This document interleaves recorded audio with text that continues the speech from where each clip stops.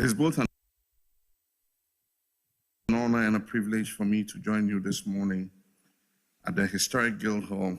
of London for the 12th edition of the Africa Debate 2026. And so permit me at the outset to express my sincere appreciation for this invitation and for the remarkable work the organization continues to do in building bridges between Africa and global capital, between governments and enterprises, and between opportunity and investment. I'm equally pleased that this engagement follows the successful Ghana Investment Forum held yesterday in collaboration with Ghana's High Commission in London. That forum offered an important opportunity to showcase Ghana's transformation agenda and our readiness to deepen strategic partnerships with the United Kingdom and the wider global investment community. Today's gathering could not be more timely. We meet at a moment of profound transition in the global economy. Trade systems are shifting, geopolitical alliances are evolving, supply chains are being reconfigured, development finance is shrinking, and nations are searching for resilience, growth, energy, security, and trusted partners to work with. And in the midst of this transition, Africa is rising not as a passive observer, but as a decisive force in shaping the future global economy. The theme before us today, redefining partnerships, navigating a world in transition, demands more than discussion. It demands a new framework for engagement between Africa and the world. For too long, Africa was viewed primarily through the lens of aid, crisis, and dependency. But that narrative is collapsing under the weight of current reality. The Africa of today is youthful, it is dynamic, it is entrepreneurial, it is digitally connected, it is resource-rich, and increasingly reform-oriented. Africa is home to the world's youngest population. And by 2050, 1 in every 4 people on Earth will be an African. Our continent possesses vast reserves of critical minerals required for the global energy transition, including cobalt, lithium, manganese, copper, bauxite, and rare earth elements. The African Continental Free Trade Area, the largest free trade area in the world by a number of participating countries, presents unprecedented opportunities for industrialization, manufacturing, and intra-African trade. This is not merely Africa's future potential. This is Africa's present reality. Even amid global uncertainty, Africa continues to demonstrate resilience and growth. While many advanced economies struggle with stagnation, Africa remains one of the world's fastest growing regions. But let me also state clearly, Africa does not seek sympathy. Africa seeks partnerships, fair partnerships, strategic partnerships, mutually beneficial partnerships. The era in which Africa served merely as a source of raw material for other nations' industrialization must end. The future relationship between Africa and the world must be built on value addition, on industrialization, technology transfer, infrastructure investment, skills development, and a shared prosperity. Distinguished ladies and gentlemen, allow me to present Ghana as evidence that transformation is possible when leadership, reform, and national purpose converge. When I assumed office in January 2025,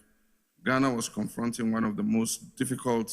economic periods in its recent history. Inflation was high, investor confidence had weakened, the national currency had depreciated sharply, public debt had risen significantly, and the country was navigating a painful debt restructuring program. But we refused to accept decline as our destiny. In 18 months, we've implemented disciplined macroeconomic reforms, we've restored fiscal confidence, and we've stabilized the economy. Today, Ghana is witnessing renewed growth and improved investor confidence. Inflation has fallen dramatically. Our currency, the cedi, has regained stability. Our fiscal position has improved significantly. International reserves have strengthened. Credit rating agencies have revised Ghana's outlook positively, and investor appetite is returning.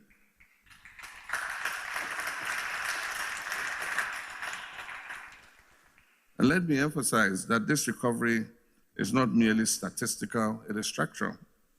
We're repositioning Ghana as a productive economy built on industrialization, agro-processing,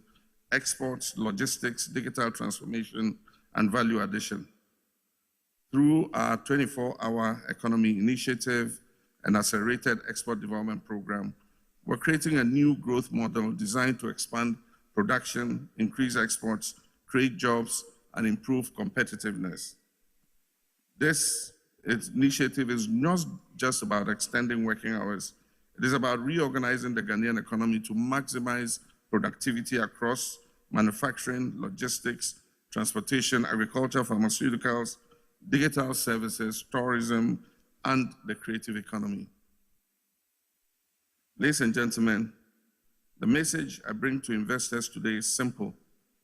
Ghana is open for business.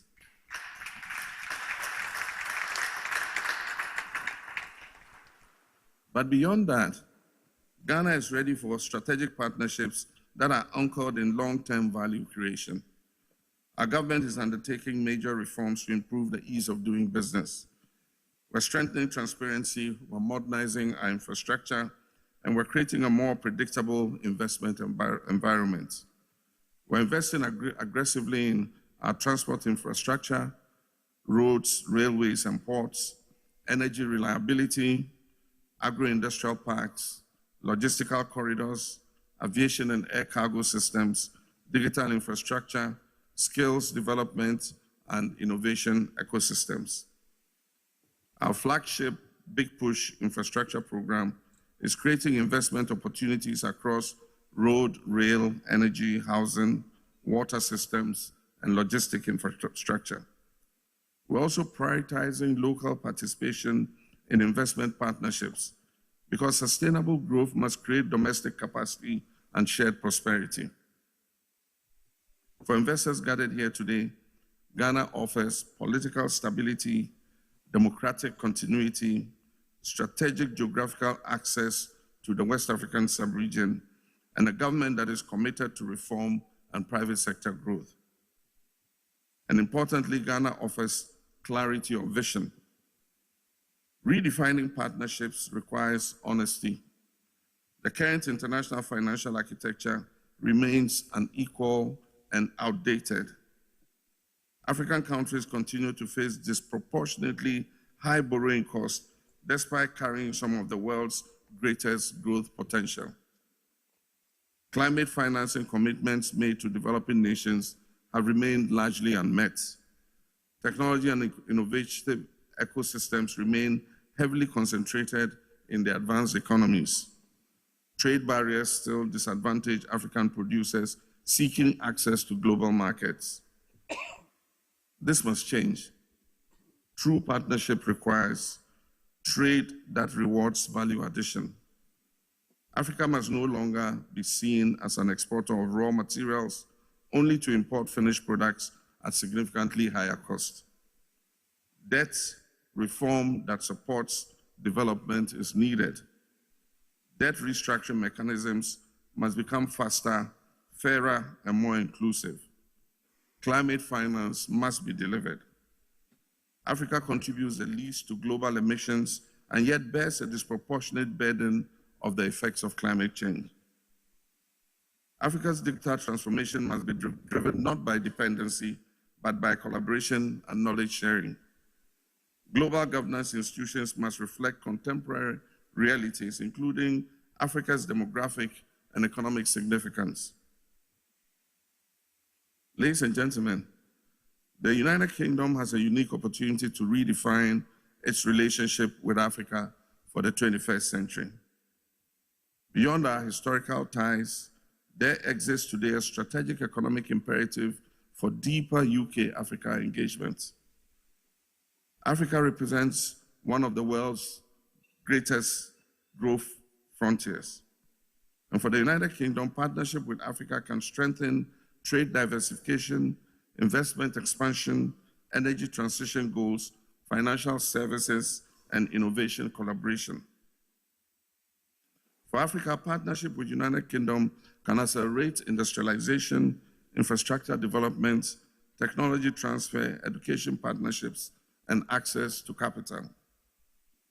This relationship must therefore evolve from one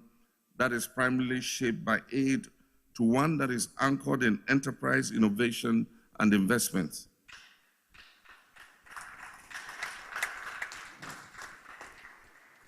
And I commend organizations such as Invest Africa for facilitating this transition precisely.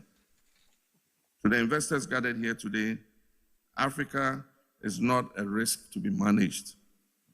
Africa is an opportunity to be seized. The next phase of global growth will not be driven solely by matured economies. Emerging regions will increasingly shape it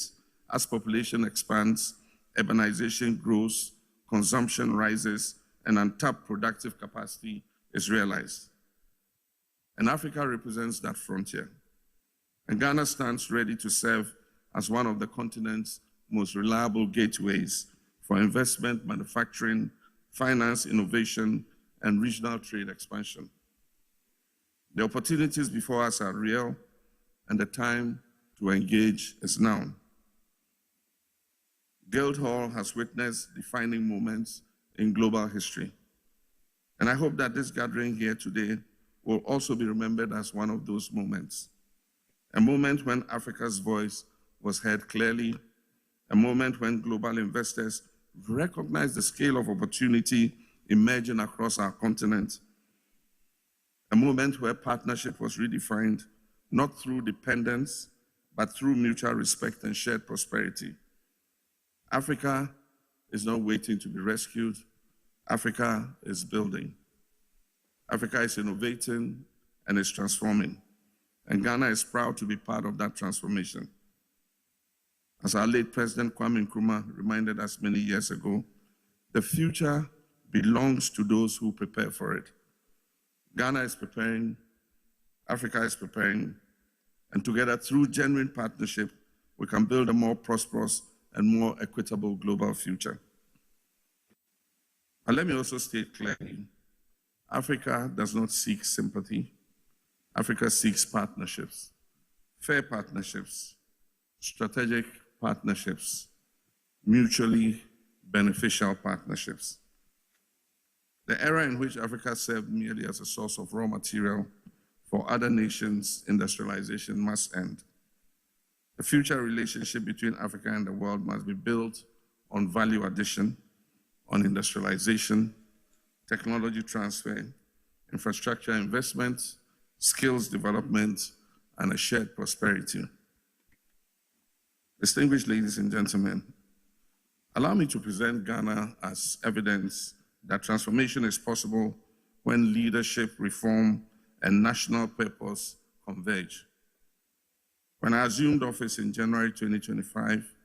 Ghana was confronting one of the most difficult economic periods in its recent history. Inflation was high, investor confidence had weakened,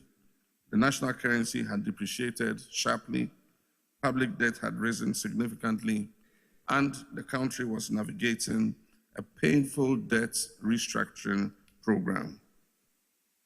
But we refused to accept decline as our destiny. In 18 months, we've implemented disciplined macroeconomic reforms, we've restored fiscal confidence, and we've stabilized the economy. Today, Ghana is witnessing renewed growth and improved investor confidence. Inflation has fallen dramatically. Our currency, the cedi, has regained stability. Our fiscal position has improved significantly. International reserves have strengthened. Credit rating agencies have revised Ghana's outlook positively, and investor appetite is returning.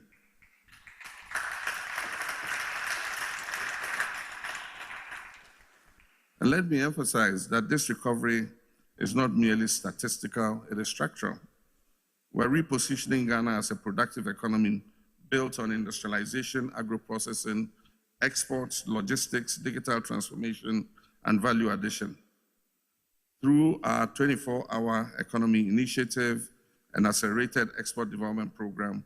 we're creating a new growth model designed to expand production, increase exports, create jobs, and improve competitiveness.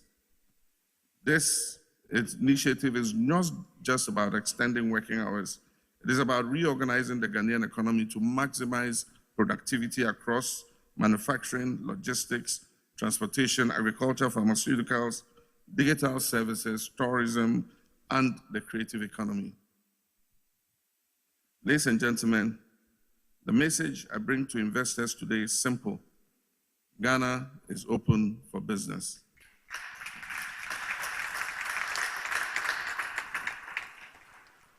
But beyond that, Ghana is ready for strategic partnerships that are anchored in long-term value creation. Our government is undertaking major reforms to improve the ease of doing business. We're strengthening transparency, we're modernizing our infrastructure,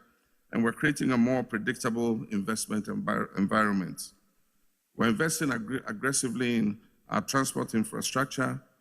roads, railways, and ports, energy reliability, agro-industrial parks, logistical corridors, aviation and air cargo systems, digital infrastructure, skills development, and innovation ecosystems. Our flagship Big Push infrastructure program is creating investment opportunities across road, rail, energy, housing, water systems, and logistic infrastructure. We're also prioritizing local participation in investment partnerships because sustainable growth must create domestic capacity and shared prosperity. For investors gathered here today, Ghana offers political stability, democratic continuity, strategic geographical access to the West African sub-region, and a government that is committed to reform and private sector growth.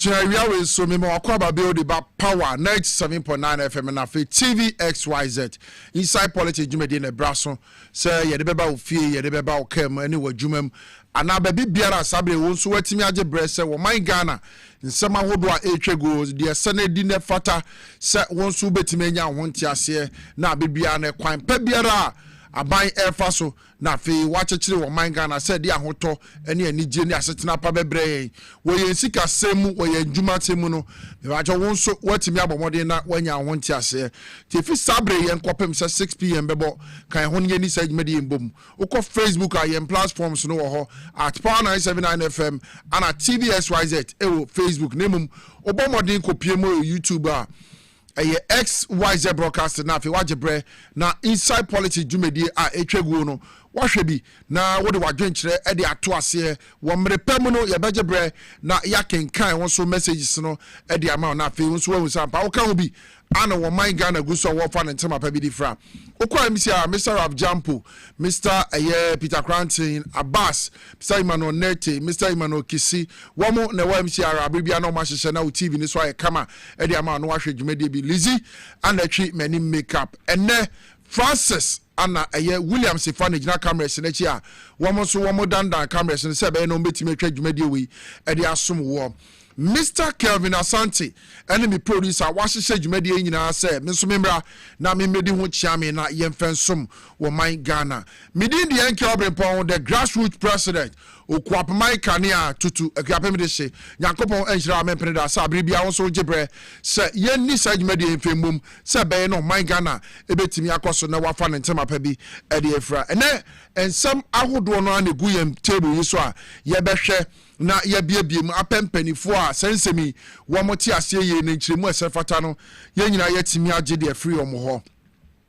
Yeah, try Jumedi and Sudia Mana, His Excellency, the President of the Republic, John Dramani Mama. Mino Kase, O Yuka Bruchimemu, Nede, Wako, Aquacosra, Ghana Foa, Woma Bie, Enuma Ahodro, O Yuka Bruchimemu, Womo Boa, na, my Ghana, Woma Bo, my Ghana, who deru, a buy and coacha, who buy Niane, and in near Mahodua, Womudia Copiemu Yuka, Sabri Womudium, Numa or Ye Bedani and Waba, Yakwa, Yakoba, Yebeba Yisa, a yes and semi in that show. The minority leader,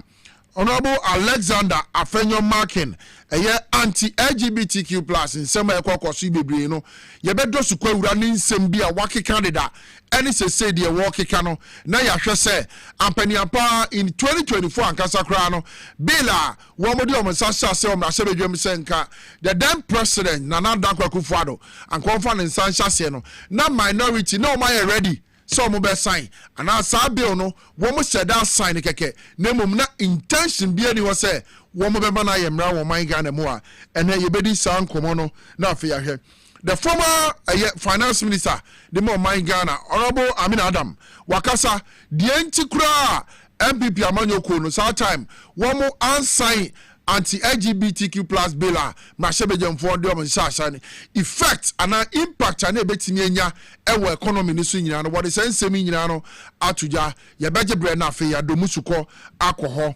Honorable Isaac Adongo member of parliament Edema Bogatanga Central wakasa ewo na say the 0.75% charger na MTN forwarded to Momo to bank transfer no so and some waka any edi ahodo aba Bank of Ghana statement o be to abonten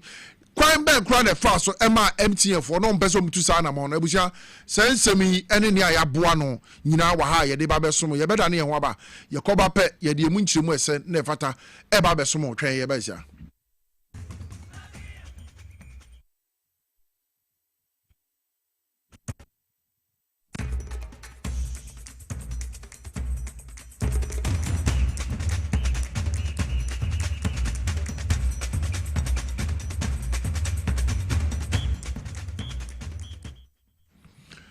Misamo Akwaba Bill at about TV XYZ and a power 97.9 FM inside politics Jumedi Sunie a fey na do kasa fidie to anami mo akwaba wo kan ho akopem 6 p.m. bebo Jumedi wo man Ghana mu nsem ahodo a eno ye hwe na ye di hu nkomo abiebiem se beye na ntiase beba na Ghana fo timamufo nso obi abeti ase ekwan ya mpanifo fa so ayen hyehyɛ ya ede ahoto ene anije bebre Ghana fo midi di enke Obrempong nyankopon hira mempene da se nenso waje pene sa yendi sa dwumadi emfa embomum ya se dwumadi na se na His Excellency the President of the Republic of Ghana John Dramani Mahama akopiemu UK Bruchimemu a okwai no Ghana UK Investment Summit 2026 a ekoso no wokoho oye town hall meetings ahodo ni nyina no ohia Ghana fo ni omudi nkomo se de wo so wo hunu niema de ekoso wo man Ghana mu a under his leadership de wo ntiase wo nya akwanya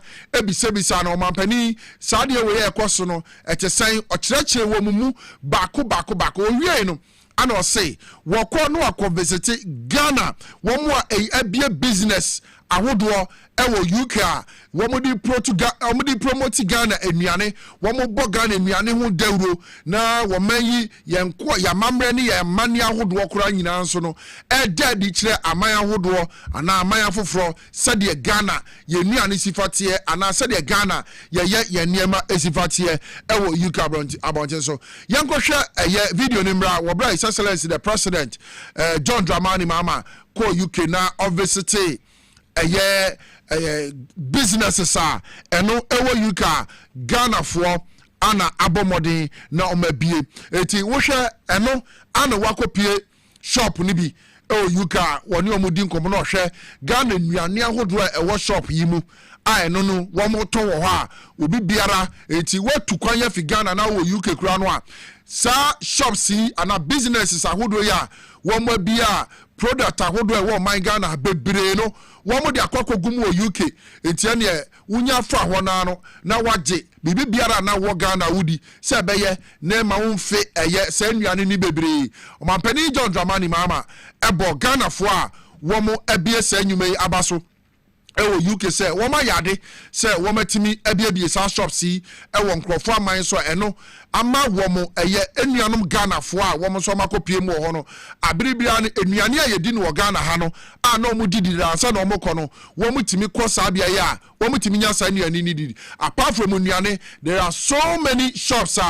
eniema ewo my Ghana mu ano Ghana fo no bi afa womo akɔkɔ bie sa shops no ewo UK ni nyina no eboa Ghana fo ahodo a womatimi atukwan akwakɔtena UK bridge mem na omo bɔ bra eno kura fa ho bi ama abrofo no dodo na so ehunu wo man Ghana ye nuane a ye wo ehunu wo man Ghana ye culture ehu ya mamre ene amane sede ye noa se nuane sede ye se nuane kura no abrofo no bebre esua bebre kura so no ahyase a Ghana nuane na hodo no wo mani eji hu yie pa enti insrahwe a o mapani John Dramani mama di ko piem ewo UK bridge mem ekobɔ wo man Ghana ho dawro ade kyerɛ UK ene amansan nyina se si ade wo man Ghana economy no aya akono ba bia economy na bebedu no se wo ye investor na ukuta usika na wo pese wumbie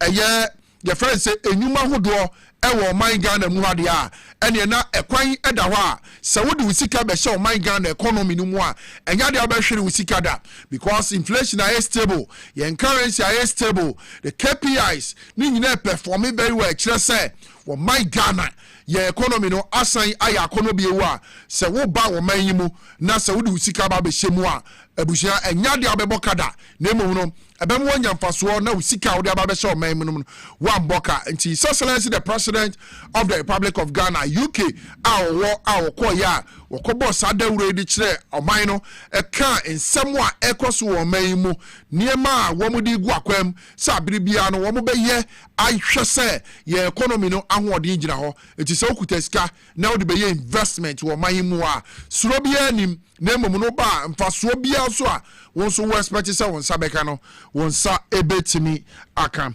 abusha to jimadi no so mfema ni yenkohwe the minority leader Honorable Alexander Afenyo Markin ni sembia wakeka ana okekan edefa LGBTQ anti-LGBTQ bill ya womo passe womra sebedwem na yehwe nim se anka ebaye no in 2024 the former president of the Republic His Excellency Nana Dankwa Akufo-Addo anka ode ne nsa be hyase semra sebedwemfo eje emra bitum anomje bill bitum a de bema bill no etimi abaye mra na tenase wo man munum se omampani the first gentleman of the land ede ne nsa betimi ahyase no wasan no waka se we mere mensa hyase efi na akoi we ayemra e wo man Ghana mu a na 2024 ye twi ne srani abasa na so under the former president Nana Dankwa Akufo-Addo one sign sa mrei wobra Richard the last guy mo wo mo gi Billy di kwato court for 11 months from February 2024 up to December 17th as that time no na ya to abawie na NDC edi nkunim na MPP efri abem ansa ana wo mo tena asem so Supreme Court say woman penny emfa ne nsa enhye bill ase na meye mra ya asem ne kra ye mfa court enye court asem because ade a enye mra wo de court enye ye ana ma omo boss a ensem no egu ye yenkonkotie Honorable Alexander Afenyo Markin ne nsem bia wakeka ede afa anti-LGBTQ+ bill no ye be beto adwumadi ni so to jail a person for his sexuality or her sexuality would not be the solution in maintaining our Ghanaian family values and ensuring proper human sexual rights. Mr. Speaker, in the list, such individuals who get into our jails become worse off. Mr. Speaker, as a law student, in my final year at Makola, upon visiting in Sawom with my colleagues, it became clear that inmates were being sodomized. It became clear that people were rather getting deeper into that habit and that behavioral aspects of our culture that we dislike. I dare say, Mr. Speaker, that will be retrogressive should we insist as a House on a third reading with these incarceration provisions in the bill.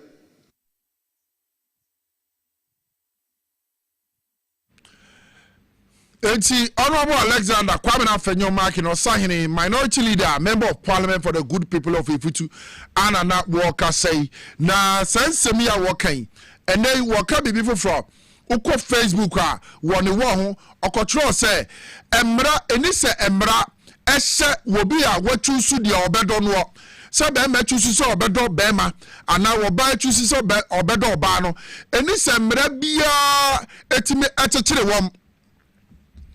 awoso mutimi feel free na omodo obi ado ni ope na sankoya sade a na eba be kire se ye yi nipa bi mu a wo mo de se wo mo ba betina se o ma existence o mo ti wiase kra no ebe ye crime ye be ye bone ediama awiase anase Ghana hanu mo a ye beje sa anti LGBTQ+ bill ade atum nanso na wo ka sem foforo nso awo breko a ada na da kwakufuado sa LGBTQ+ yi ebaye enti se wo hwe ensema hodo a ekoso no a Honorable Alexander Kwame Afenyo Markin has been very inconsistent when it comes to anti-LGBTQ+ no one sem. As for the Omukikano 2024 bill way ye pass ye mampani dada na nada kwakufado one fan in sa answer and as soon as see the your first Honorable Alexander Afenyo Markin eka but me se see no na me pesa ya me gina the worker se see no so eno me di hu komo kakra and the post or control ya actually one bebe ka say e fake Mr. Santi mo fa no enfant so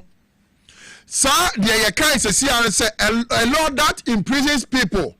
for their sexual orientation or who they choose to love no one no control go ni Facebook ho no was baye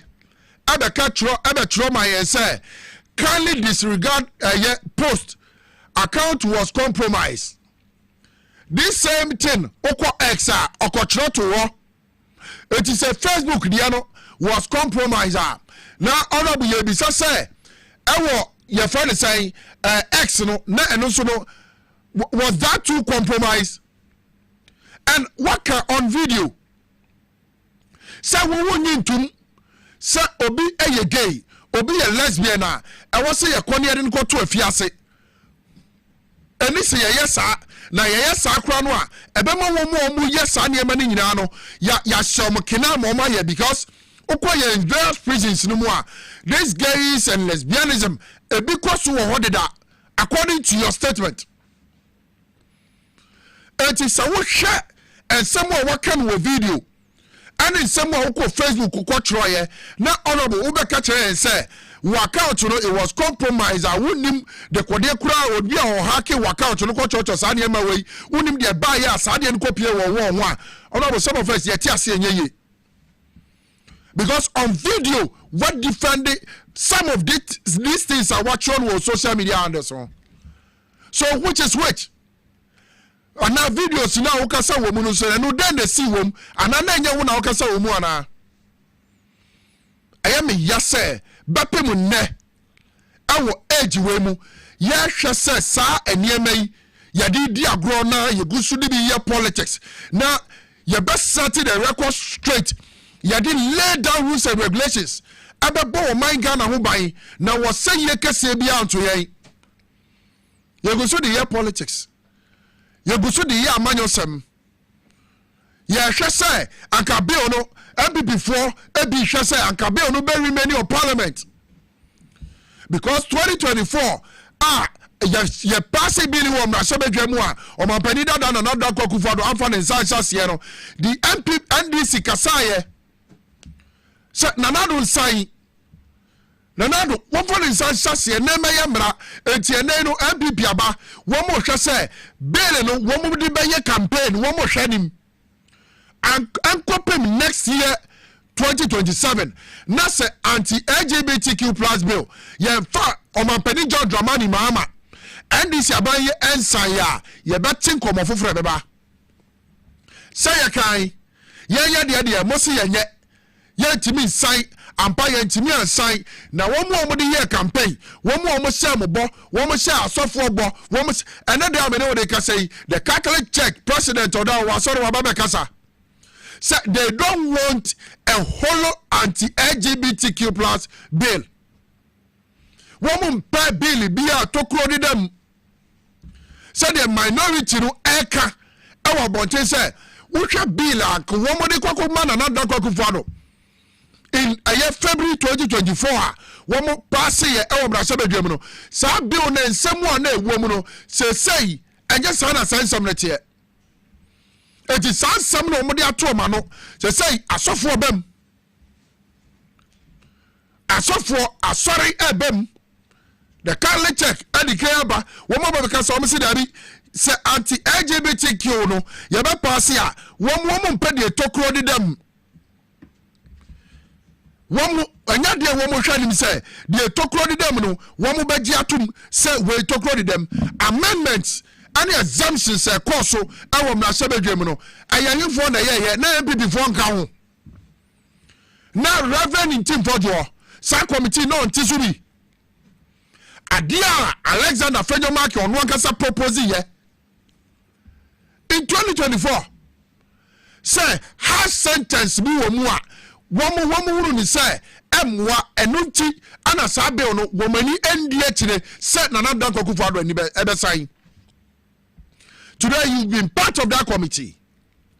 And one year, these amendments and exemptions. But MPP for now said the minority. Actually, said this bill has been watered down. I am ready. This is a watered down version of the 2024 anti-LGBTQ plus. I want to pass here. I am ready. It is a Mampani John Dramani Mahama in Sasha Siakranwa. And yet the betimenya impact Kasibia. It's a sorry for us. I shall say about meaning say the civil society organizations. A bit about Bekasa. Definitely watch this space.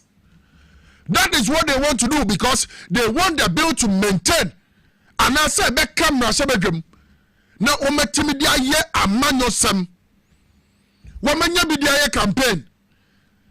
na say his excellency the president John Dramani Mahama what an insa finally ese bill we ase a ede bi na MPP fo aka aye de bi o ana ometimi aka if we say in the year 2024 ye friend say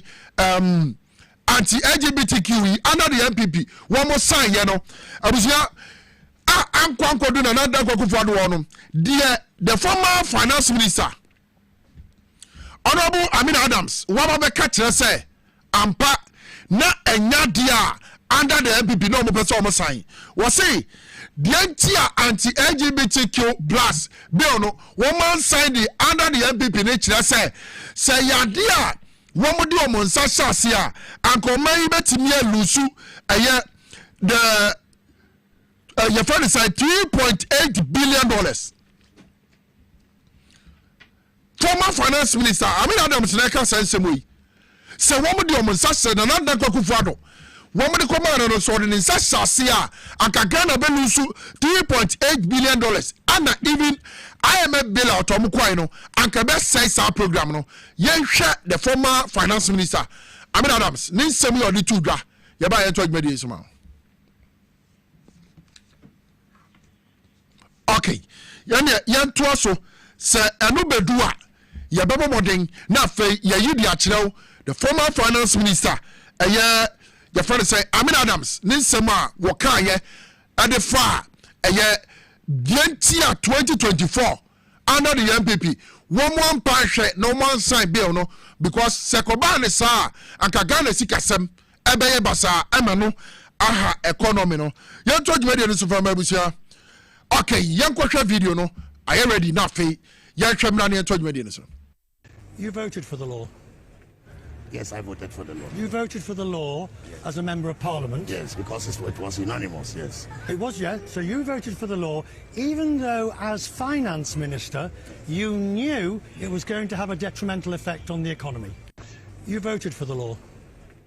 Yes, I voted for the law. You voted for the law as a member of parliament? Yes, because it was unanimous, yes. It was, yes. So you voted for the law, even though as finance minister, you knew it was going to have a detrimental effect on the economy. The former finance minister, Amin Adams, Anna, Wano, na, Wamu na, I want to Abanema a year, Sir, but also 2 months because they unanimous. Because our time in the year 2 about 1 year to more. Then I'll be Yabeka, or so say Yabeka said now, or ye gay and also a lesbian. Ye be so I'm not them. So, why won't support it Sabini with my own sasso?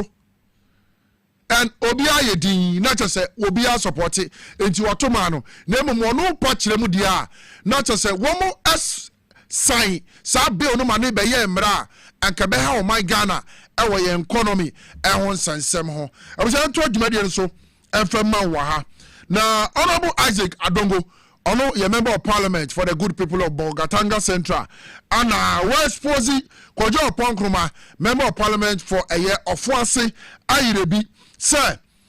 in 2023, Nanseya Mamisha Sefevria, Nanseya MTF for shall send a message me. I believe so on Sakabi. Sir, say, who transfer Sika at their free Momo at their Koto bank account to Mua, one mobile charge 0.75%. Ama, Oshaya, a central phobic club about say, oh, and they say he levy. Anna, a year and this abay, what's the idea about you? A ye levy, where the Osha, there be a ye levy noam. And what Anna and Lay, Honorable Isaac Adongo, why is supposed to go upon Kuma and the entire minority say, a year more time. Anna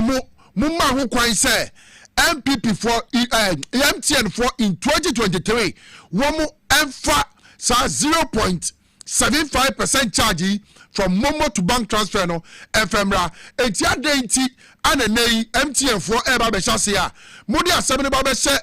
NDC for call say womo no masako fa 11 ababio yentie Honorable Isaac Adongo wobra no wokasa asem wo mrahye bejumra ne ento adwumadi ne so. Adongo, you have the floor. You are speaking for 5 minutes. Thank you very much, Mr. Speaker. I just want to make things very clear. The minister did not say Ghana has exited the IMF. We have exited the IMF ECF program. We have exited the program, not the IMF. We cannot exit the IMF because we are members of IMF, please. The second point I want to make is that when you are looking at inflation, you don't pick items within the bucket. It's a basket of goods and services, and you are looking at the average of all of them. So it doesn't mean that certain items will not show changes. But then it simply means that when you consider generally, prices are stable. And that is the point we need to make. Mr. Speaker, my colleague says that we introduced 8 other taxes without mentioning them. I am not surprised. Only recently they said that there was a certain e-levy that was roaming around at the Bank of Ghana. Mr. Speaker, I have in my hands a letter that was signed by the Bank of Ghana to MTN, dated January 31st, 2024. NDC was not in power in 2024. January. And in that letter, the governor of the Bank of Ghana, at the Bank of Ghana of the MPP, wrote to MTN, giving them no objection to impose the following fees. 1, introduction of a fee of 1% for cash out transactions below 2,000 Ghana cedis. 2, introduction of a 0.75% fee capped at 55 cedis for all transactions related to mobile money wallet transfer to banks. Mr. Speaker, so the transfer from wallet to bank was approved by the descendants of Dr. Bawumia. Mr. Speaker, this is very appalling that this is the kind of leadership you are providing this country. That the leader of this house in the minority does not know that levies are imposed by this house and they are not imposed by a certain letter by a certain organization. And that he sat here,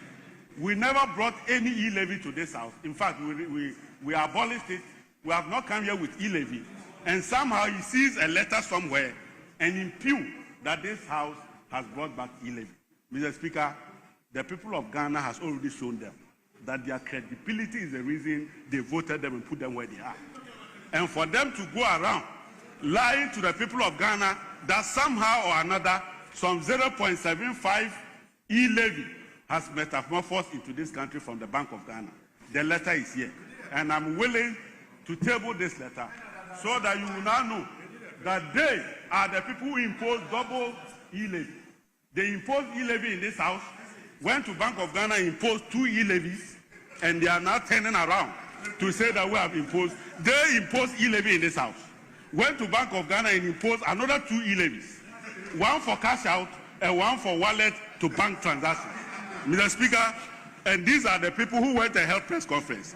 Mr. Speaker, I want them to hold another press conference when we are done to apologize to the people of Ghana, because deception and falsehood has no place in our governance. And the people of Ghana are watching you. Go out and do needful and tell them that you got it wrong, there was no such e-levy, and that you manufactured an e-levy that doesn't exist. But Mr. Speaker, whether we like it or not, the economy is far better than we inherited it. Mr. Speaker, he wants to know what is in it for us. What is in it for the people of Ghana is that they no longer buy $1 at 15, 17 cedis. That is what is in it for them. He wants to know what is in it for him. What is in it is that they are no longer buy a bag of maize for 1,000 but 300 cedis. That is what is in it for them. But also what is in it for them is the fact that the whole country has been turned into a construction site. And we are developing this country in a manner that has not been witnessed since the days of Dr. Kwame Nkrumah. And that is what it is in it for us. And at the end of the day, Mr. Speaker, the people of Ghana have seen the difference. Ghana for us, we know which one is heavy. And the people will continue to keep them where they belong because they messed out our lives and we are beginning to take our lives back. Ghana is back and the economy is back and we are not going back. As the minister said, Ghana will not go back to IMF after this terrible experience that we have had since 2022. Thank you, Mr. Speaker. Honorable Isaac Adongo, Member of Parliament for the Good People of Bogota, Tanga Central. I know this NCME, Eto Mrashebe Jome said, Sa 0.75 MTN sending some messages, no, Ebre was said,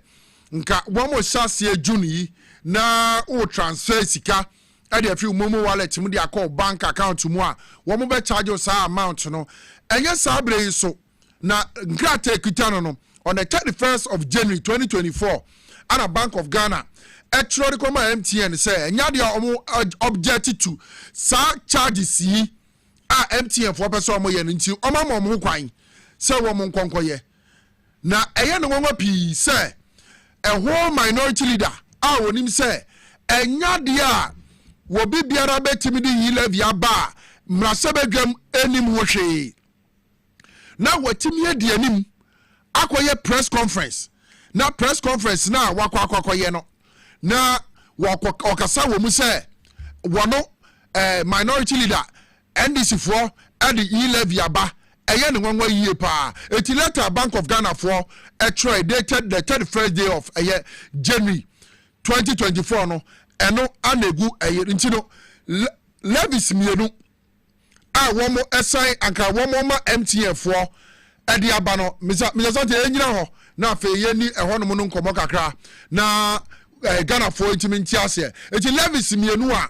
in January 2024 31st January 2024 Mr. Sante enko baby as 2 points in one na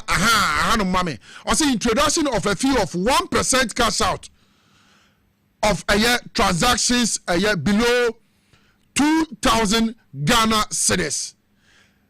capped at fee of a year 20 cedis. Till we are cash out to no near 20 Ghana cedis no Ephraim. And second one also say introduction of 0.75% fee capped at 5 Ghana cedi for all transactions initiated from mobile money wallet to the bank account. This letter is under the MPP 2024 January 31st at Bank of Ghana actually come MTN for. It is our charges now keba. Naka MTN 4% of the 2 years so my tuano and yet NDC abayi mrene sasye and ye MPP for na peneso sabreni na so na yi levy or what that sabreni na yankon share honorable Alexander Fenyo Markin the minority leader press conference womo ya no kase NDC abayi afa kwa foforo so the yi levy aba ye be beto adwumedi so. When they were in opposition, they criticized the e-levy. And when they assumed office in 2025, they put in place a mechanism to abolish the e-levy. Immediately after repealing the e-levy law, they imposed the Dumso levy, what they call the energy sector reform levy, which now took away 1 Ghana cedi per liter of petrol that is bought at the pump. So that was the first mischief. The second surprise, the NDC government, through the back door, has reintroduced the e-levy. These were politicians who criticized charges on mobile money transaction. Their hypocrisy has become legend. I have in my hand a statement that has just been released by Bank of Ghana. They are now purporting to say that they are suspending the levy. Meanwhile, they had earlier put out a public notice that from 1st of June, transactions from bank account to the wallet would attract 0.75% fees on direct wallet to bank transfers. According to them, they are doing this suspension for further consultation. The question is, what is further consultation in this context? Were these not the same people who, when in opposition, claimed that there must be constructive consultation before any policy is introduced and implemented? So what has changed? So whereas in the Akufo-Addo-Bawumia administration, due process was followed, government made the announcement through the budget and came to parliament for a law for the purposes of this levy. NDC is using the Bank of Ghana and a private sector company to enforce this levy. Honorable Alexander Kwamenya aye afenyo marking on sahene ono and a minority leader Edema Donkuma e womna sebedwemo no no sign member of parliament Edema the good people of Ifutu debi ameka semihunu se wo kasa se ya na kwabena na media awerho bebre dodo because senye politics, unnecessary politicking of issues bribia ne ye pese okay yenko twantro bi yemfa futuro bi embu Ghana for ni ema ban we nwenya hia somebody like Afenyo Markin anko my Ghana betimi nyamfa so be defiri ni so but esan say yeah dirty politics yeah unnecessary politicking of national issues eno betimi de mfa so de abro man ntino asem no ye nim kura no a yenko gina wonko twantro yenko si asem ni tiri ase na yenka se be ye na Ghana for abaya tesone ne ho be na hi. That has been our problem. And Honorable Alexander Fenyo Markin wadi mfie bebre ewo na sebedwem what taking up leadership positions, majority leader, now minority leader, leadership position ahodo wo na sebedwem na Honorable Alexander Fenyo Markin adibi a woni prefer say before abai betimi apase e11 no e was say from na se bedwam no e den ti no kobeka say Ellis abai the e11 aba every say MTN for the announcement aba the same announcement a wo de ba ya MPP mraso na Bank of Ghana penny o emma ho kwan say wo mo betimi age sa charge no under the MPP me the letter natural wa enso wonya kukuduro asiya ba be gina bonten e ka che Ghana for say eye e11 na time e11 was na ye MTN for pa na I'm just asking one more time wo mo de e11 ba ye no na ye MTN for pe ana na ege sai sika no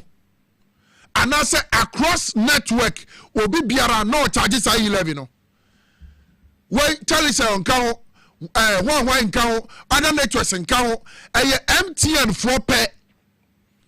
and wo mko hu Bank of Ghana under the MPP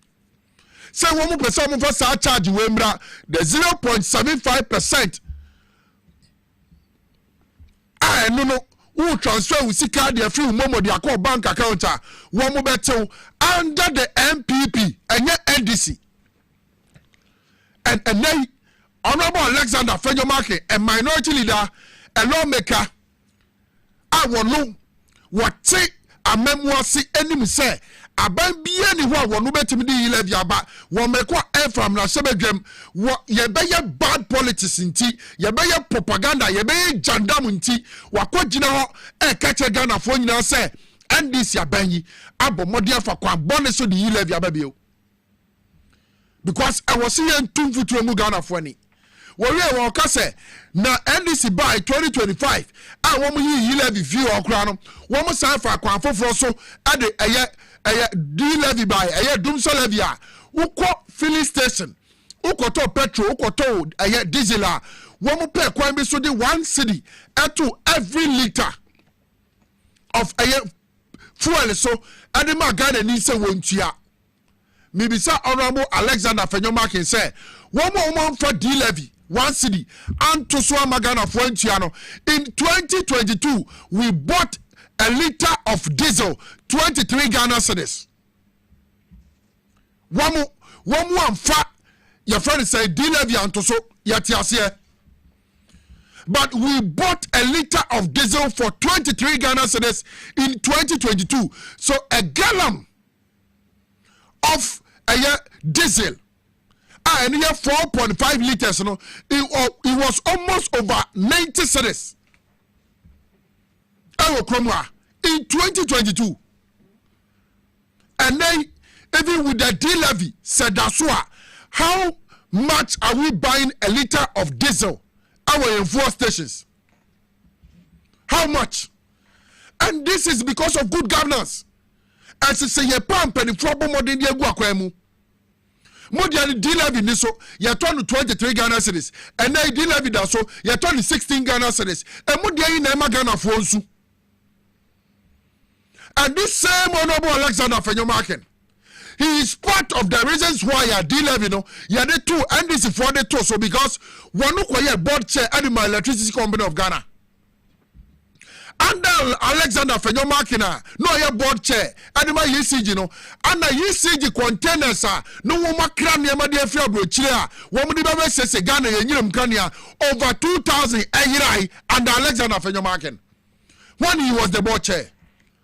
Under Alexander Fenyomake na wogina okasa sese ano under him and account na ECG revenue ejeje no na eye almost 84 one company. At the end of the month, no revenue ECG generating 100% back on ube number 60% per 40% no according to bottom. Enunti ekekeke die a MPP for ejawa energy sector no. So His Excellency the President John Dramani Mahama together with the government one man yense say yepa and for 1 cedi and for to so ankenya dum so ankenya dum because IPP sa no mo kromu a no mo boa na enyem kanea ejina so nyina no na MPP for ntua omoka they were owing them hugely no muntia enti no bia pakere niema so okọ obia se won mo man Ghana bio eba no nyinam aye kane ho ensem a won mo bio under Alexander Fenyomaken enti da bia me say ye beko so da sane mai bi nyina di akyerew ye biebiem ni ye di akyerew no wahunu se ye wa manyoko bi te se MPP a enya de a wo mo ne ye akire se wo man Ghana wo betimi abuniye ansase ne efi bra ye ti MPP wo man Ghana ho ntone da. When I am talking about the MPP, I get so passionate because Mati said the woman yom niema sie. And I am telling you, Centroni, niema mete, niema mehuru ntiasia menya. E kwambonia MPP for abribi omu benya akonya. Na womo be di oman so womo di oman Ghana first one. Eni se Ghana ni bia wodo krowe. Woda gene woda. Sa wo hwehwe bra ye to aba de tumi ama MPP for bio. Yes, I'm from so no a. Esumo ebedu wo man Ghana no. Kania bia ni wo betima hire wo kroma bio. Me say na ya me do. Sa internet aba. Dumedia media nyina live on Facebook, live on YouTube. Those clips ni nyina be dawo enke Obrempong me nana no nyina be ba beto. Wo mu be ba be hwe. Some of these things, one mera ebia ye free yase na ye kono, ye be bochire nkola na ye be bochire mu bio. Eti sa wo ye mfomso no wantie, ana wo eja, wo ko se atade e ko support MPP ko to abama no a, sa time wo ba no hwe wani mu obeka se wo ye nipa bone. Because ya can was several times say even wobra ni yesi Kwame Nkrumah 1963 esi akoso modam no MPP virtual letter ko ma brafo no say mo mbo Kwame Nkrumah ma ni si na Ghana kitikiti we ye de sadam no ye den MPP Temamoto we wo mo throw letter de kwai mo mehwe Kwame Nkrumah pe an wo de cement eye kwai mamu mwa no or say cement MPP eti wo bisa mo de kode pa wo mo part o ma play wo kromu a ade o mo de tu o mo ho kra free SHS awofo hwe me awofo tie me anda na da kwakufu ado free SHS wo ni sai wo ban ko school 1 month no wa ba betina fie be ye your friend say wo ko 1 month no wa betina fie 3 months wo ni sai how did you see the impact wo ni sai ebedu exams na education minister ba wono wo hieska won ko pass questions no the Magana for wo ba no performance say so wako university a resource free wo ba no hu ni say 2025 NDC abamba ye anom so mbe mo mani ada ho no ma hwe kwan ko a SHS na ekoso no mkola no efa so editorial exams over 120,000 students SHS failing mathematics. Over 144,000 students failing social studies. 2025 results about here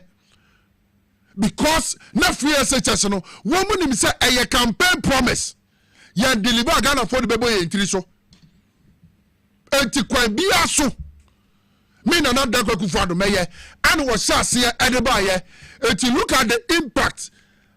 enyai wo 2020 election so e kakete bi na do go see from sa time ni yana free SHS aba but awufo no hu say wadada wom because se ukọ sukumu a prospectus ayedebe no you are paying more than 5,000 to 6,000 niema abeto to de ama ba and niema na ekoso and another kwakufado and na principals for ntimi nkasa teachers ntimi nkasa I quite remember me na me play school de ama me braba boarding house I went there school penny or the principal worker just abrantie school mu ankola no mu ankora ye nya duane fe momu eti wo kasa be ma okwan bi onu de ane na de ohaw beba na me se papa me ye sentroni wasem wa kan metimi akokoka na anka papa ni collapse aseme efi se waka no kure na sa no kure no nso no enya de a MPP fo be dia tum enya de mo be dia tum abusia enti me say wo ye Ghana ni me ye Ghana ni afie ba bia edumo e wo se wo man no etimi ediye e wo so man ni fo ntima pa bi di fra enti ye hu amanyoku a ode no kura kakra be ye adwuma amanyoku a obeso so obedi o man ni bone ti said ye NDC ye under the leadership of President John Dramani Mahama ene ni mpanifo kwan pa o ma fa so sisi o man Ghana na wo hwe 8 years obre oya wa hunahuna under the MPP a then na wo dwini bio Baumia na economy nation in Salaji Baumia economist stroke digital man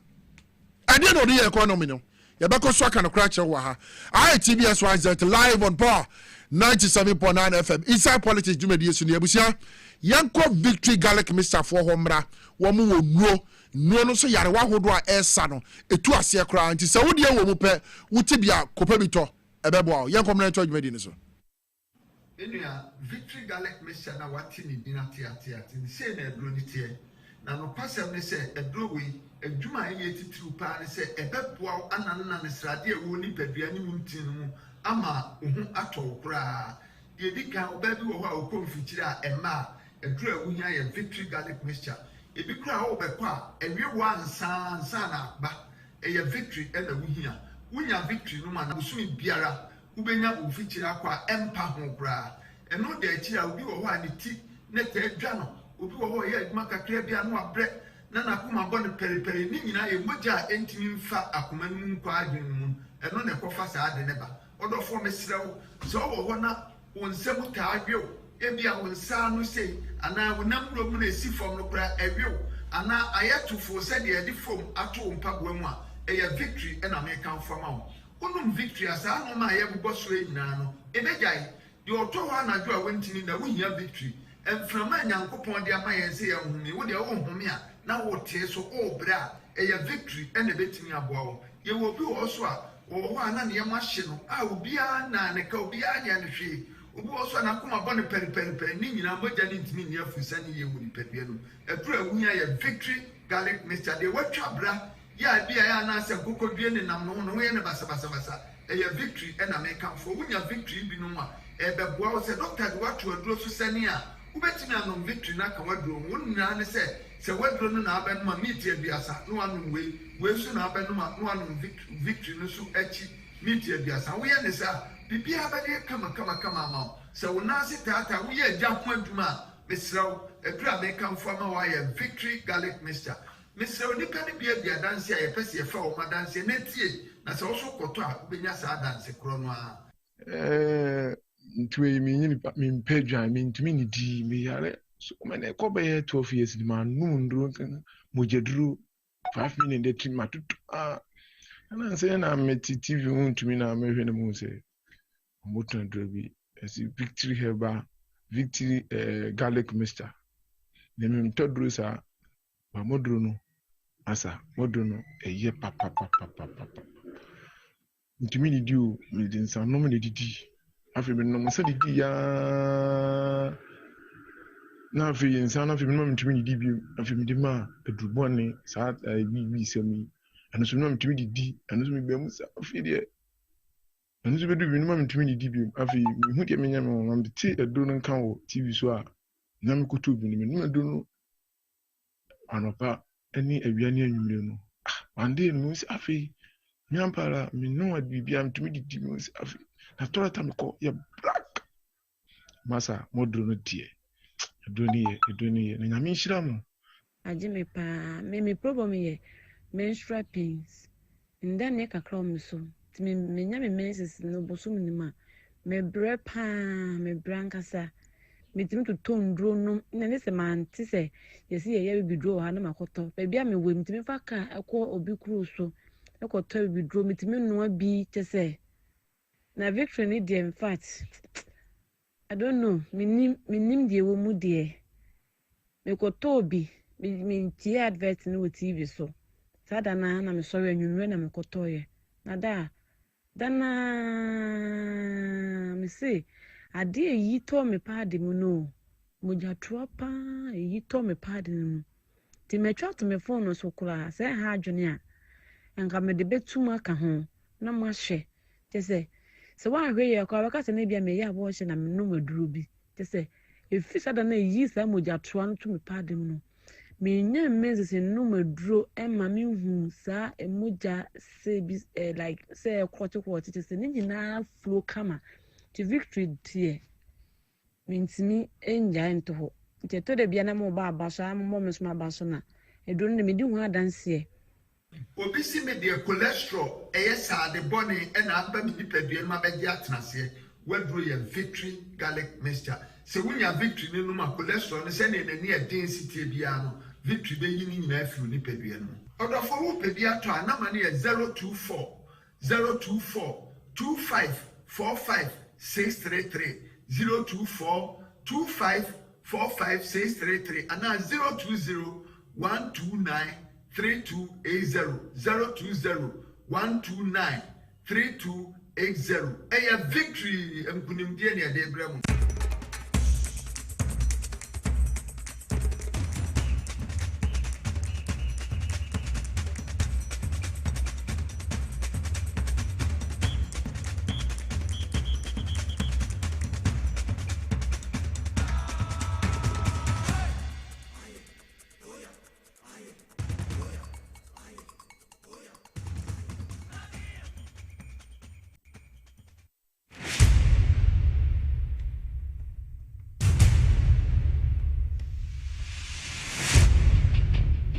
The average human body mass should have at least 60% water for optimal performance in any physical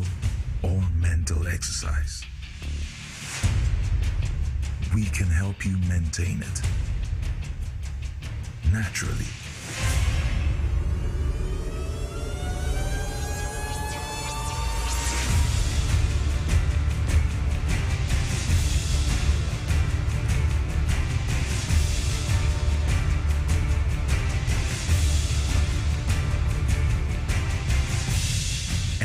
Natural mineral water.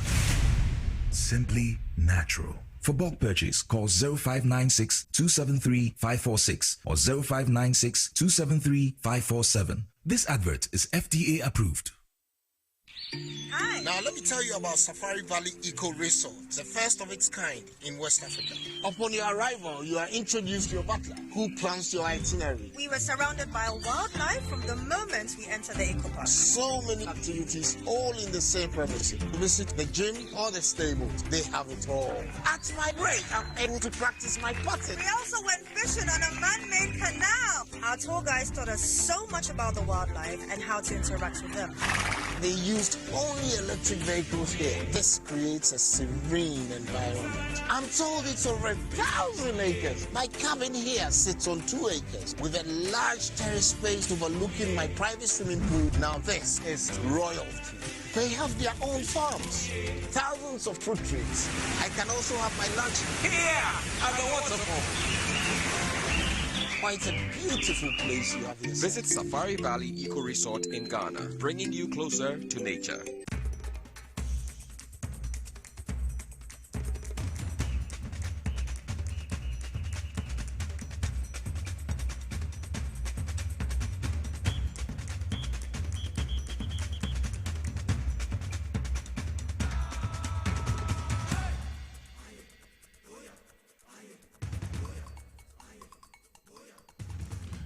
Misamo Akoba Bill at about TVXYZ and a power 97.9 FM inside politics Jumedi Suni Samahodu Tregu my Ghana Moa and ya fasa akonye so na ye bebie mu na ye de asomo apempanifo a nsemi omotiase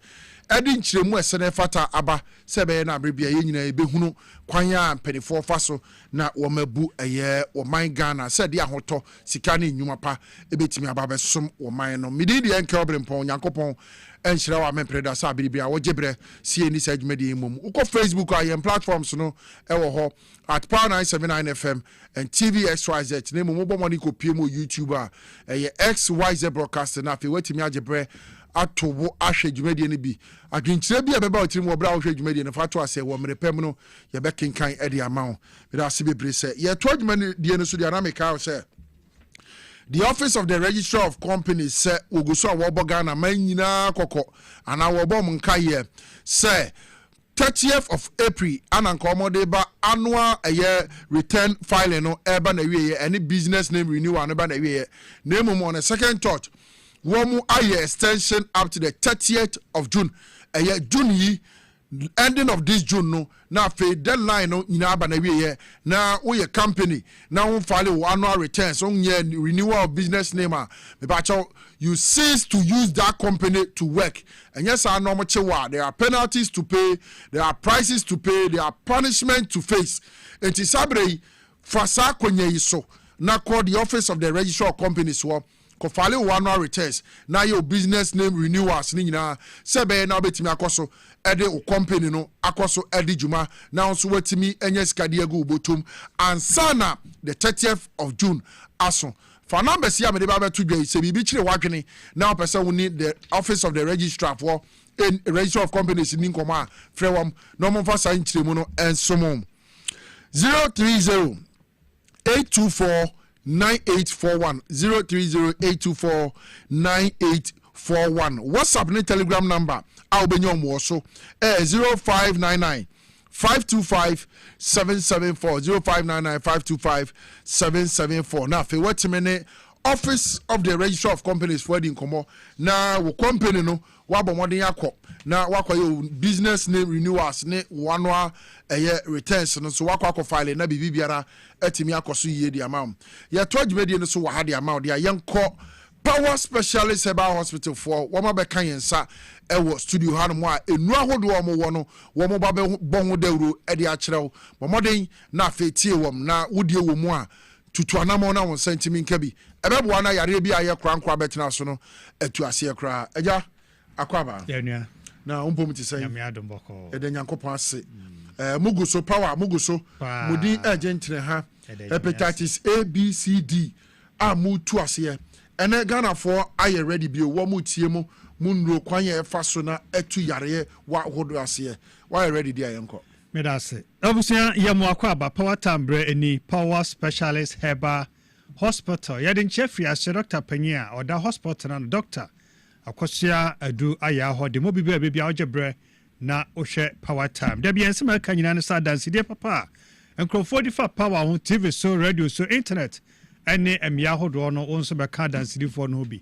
power specialist herbal hospital dodona fen last stop yo kumase won crime ena ye water cry the kumase ofe yase ye ni Jasbo filling station di nhwani mu wo aputu ja kontra so kwan so Lake Road ena ye wo akra wo kwabenya ACP kwan so ne block factory no edi nhwani na feta krade wo Anaje Estate Customs Road ye ni Senga washing be no so di nhwani mu ye numbers no ayemiensa fa mu bia ne frɛ wo fra branch na ebe ono ne ama direction ba ho na wa beje wa yero so numbers ne 0555 797878 0200383831 and 0244544422 Monday to Saturdays and your day my Sunday penny day maybe holidays ye juma our your branches in Tibia will be any ya dear Pia would dear Nantia Chawa Chinchina bread. Ayo so ya di we de no do ko wo ma mesrew bebe akopɛ SSO do ani kyerɛ na ayo last stop ayo power specialist about hospital oba ye fiti prakopɛ madro ya no na ma ya yesronko lab papa bi a wo hia sɛ ma ya no bɛyɛ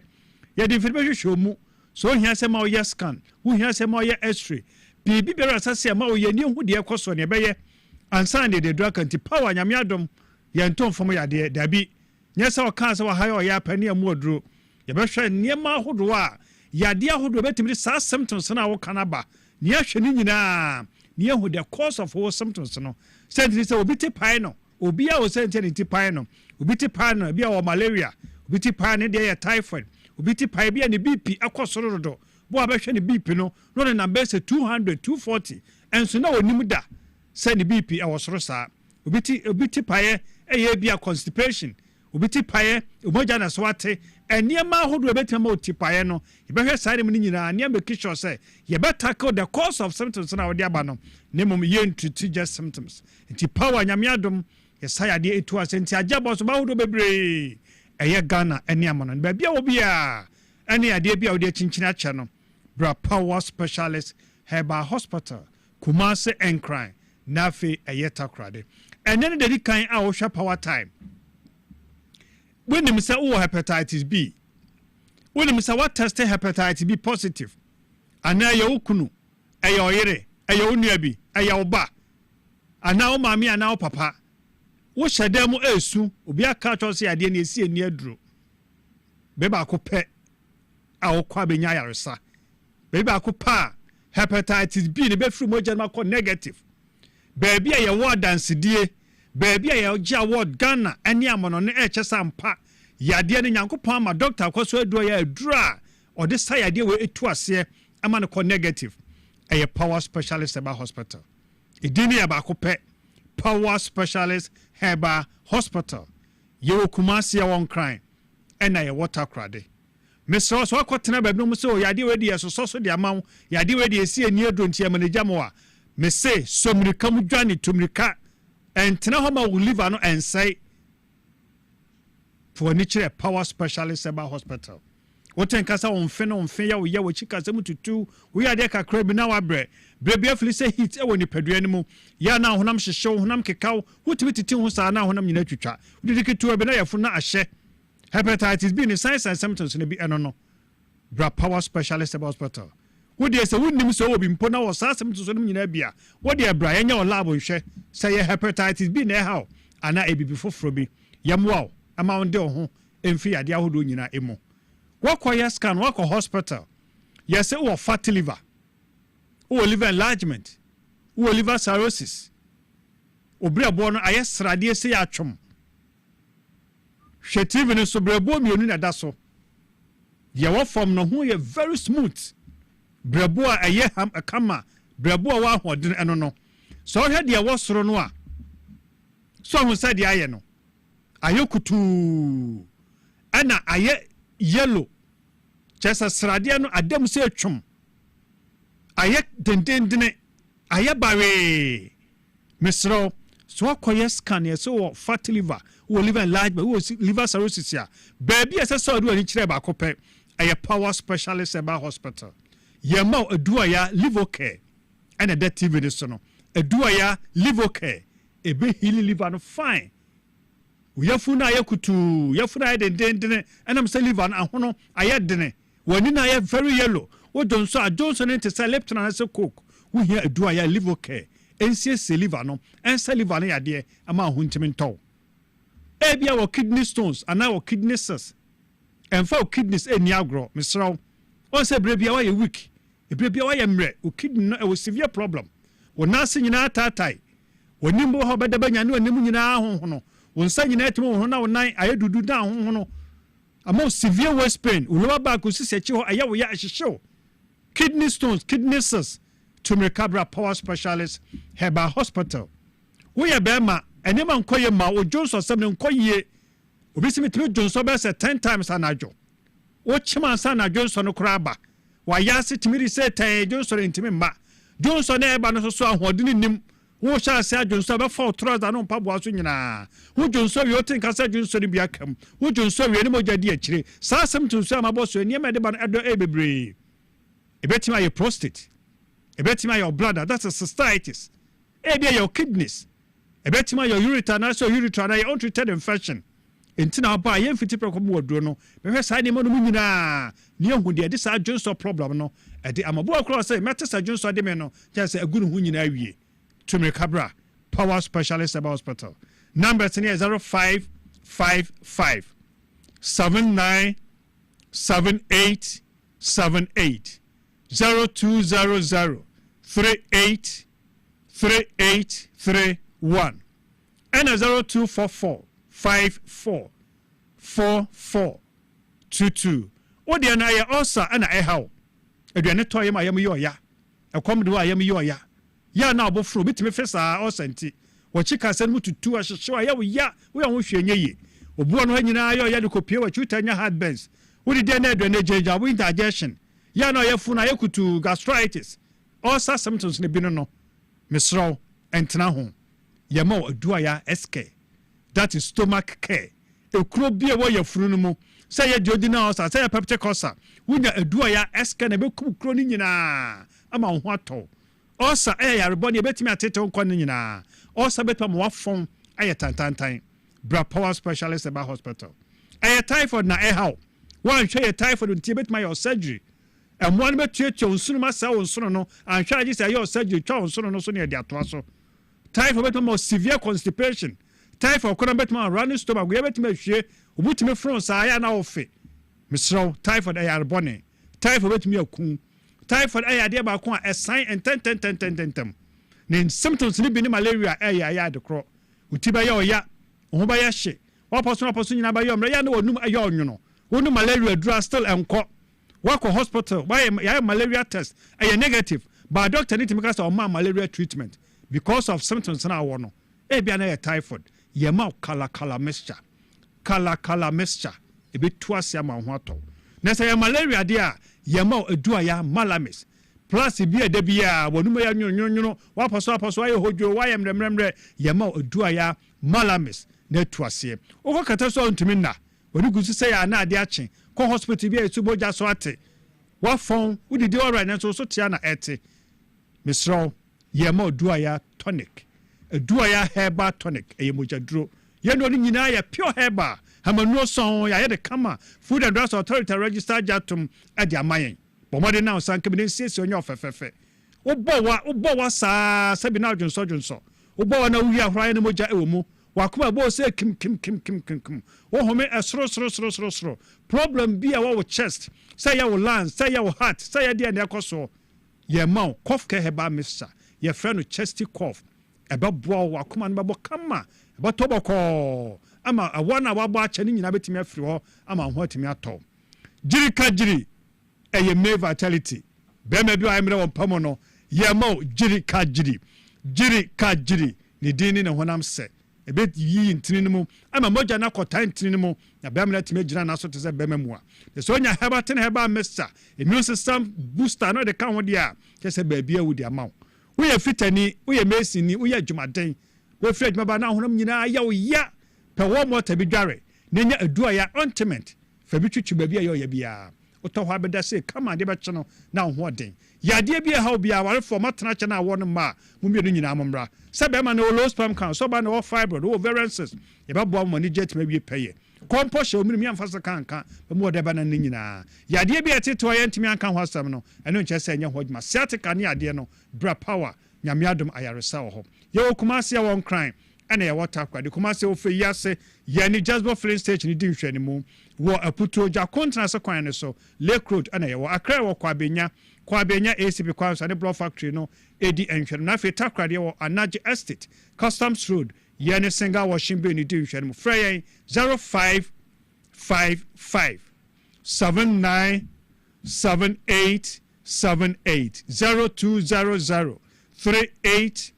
3831 and 0244 544422 Monday to Saturdays and the day my Sunday penny day maybe holidays yeah juma or your branches in Edward say baby algebra na osha power time nyame yadoma da sene sabre ya nso ya pom de ho nsam no ebebro power specialist about hospital for omo enro omo wo afutuo nkyerɛkyerɛ kwan pa abribia no wo mo hwese Ghana for befa so na omapomdin SCP na sita ana omabongo de ru kama de ama ono what o yare o mu a bomode na ma onan mo to na kope bi to yedru bebo yi pa aha TV SYZ on the power 97.9 FM inside politics jumedi esuni ye kodane ye ho aba ene ye ba ye former chairman de man dis amanyoku no ewo ye Eastern region ye Bismarck Terry Aboatin do na friend TV wono ana wo ba betrase ni din ba konso e de otafrija ene nsem aka ni nyina no ye ba be biem na ya pene pomasibre ye dane ye ho aba twa me ko bia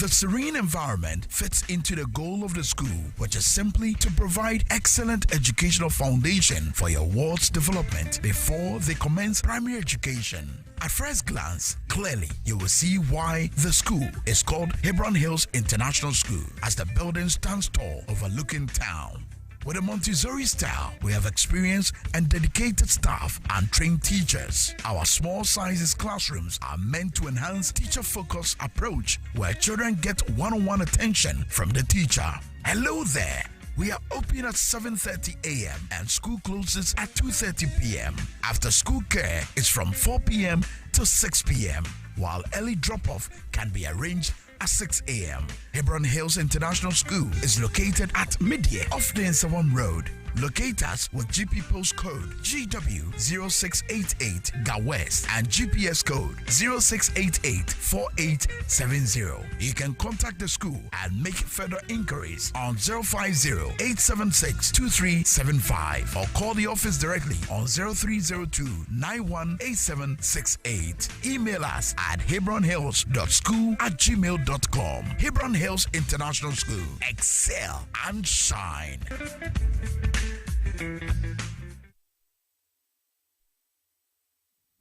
Na ede na ya obayi a oda forma so ne yafunu mu emunumuni. Oh, Mr. Entry,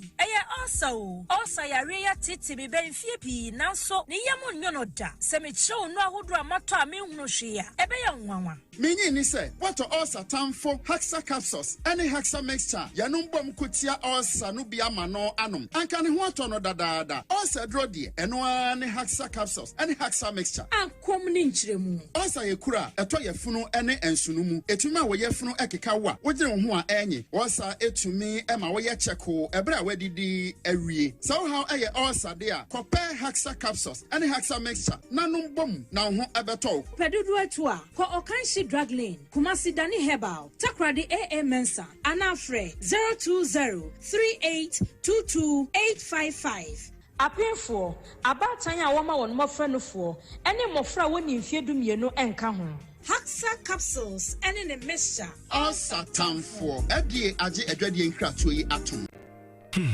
If a cry na menyisika edia ye mefui.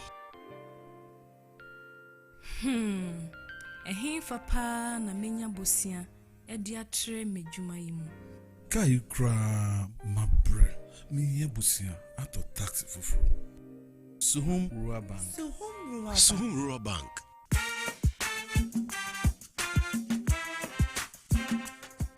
Yemamo akwa baba Suhum Rural Bank. Ye won hye ya hodo bi te se dwadifo abosia, ekokro bosia, susu account. And it does our savings account. Me bada chain savings account. And then the keka home. First Suhum Rural Bank was 034229186. Now one so what to me aka say. Suhum Rural Bank. Ama ene mayeka una. Suhum Rural Bank. Enti me pa minie. Me damwase. Suhum Rural Bank. Growing our heritage. Obrempong eye adwumada. Eboa eyam aduane. Eboa eyi nsa free ni peduane. Na eboa woni pedua ma etena ho yie. Nanso, wonim se niema a yedi na yenom. Timi ma brebo ye adwumaden sen pote. Me hunda. Me brebo ye adwuma pa. Ebia se me ntumi ye bibi boa me brebo. Ani and going to know what the left here from the Moses Clinic, we have our center about herbal food supplement. What sits in pan the barber, ama a year jumayi. Now, a year juma. Fatopa yenum, and no pani and na a boama berbo ye jumayi. Sunny a baya, a bit me and yam a jania woody, a sissy ni pejanimo, a ye moving see. And none of me brebo here pan. Ubenya Left Kid or pharmacy, herbal shops, ne supermarkets are ebeo. Sa wope dudu so etua. Fresh 0244 06 8447. Left Kid, wa brebo, wa woni pedua. Edro yi enye ma apemfo. E ma ema omomanofo. Ne mmofo a wonya mfie dumie. FDA agi dwedie krato yi atum.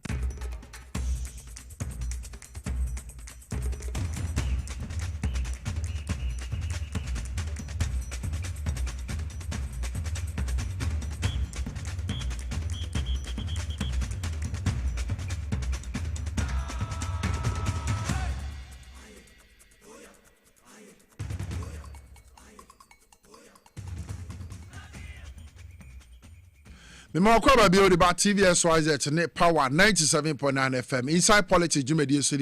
yegu so ansema hodo etwegu o man Ghana mu ha enchirimu esene fata no ye de esum wo ufie wo kan mu ana wa dwumam ba bia waje bre se abre nyina no beka ye ho ne ye de dwumadi e de abom midi de enke Obrempong dwumadi metena so e de ho chia me de ama onne e de ama Mugabe ma se the capacity man commander of the 900 million angels commander michiawo awia nyimire ba bibiara wo wa ugusu a wodi dwuma som ahodo ede aboa se o man Ghana bekoso no afa ne ntema pa bi na ode ofira nyankopon enhyira wa mempreda tebusia kopem 6 pm bebo kai national so se wo kan ho na ye di sagmedi ede abom uko Facebook a yem platforms wo ho at power 979 FM TVXYZ na afi waje brahwe dwumedi bi uko piem o YouTube a ye XYZ broadcasting e won so betimi ahwe dwumedi ni bi wo hwe na adwenkyire bi e beba o tirimbo mode na fato ase wo mrepem no ye bekenkan sensem ni nyina de ama na afi won so pa woka ho bi no man Ghana guso a ofa ne ntama pa bi edifra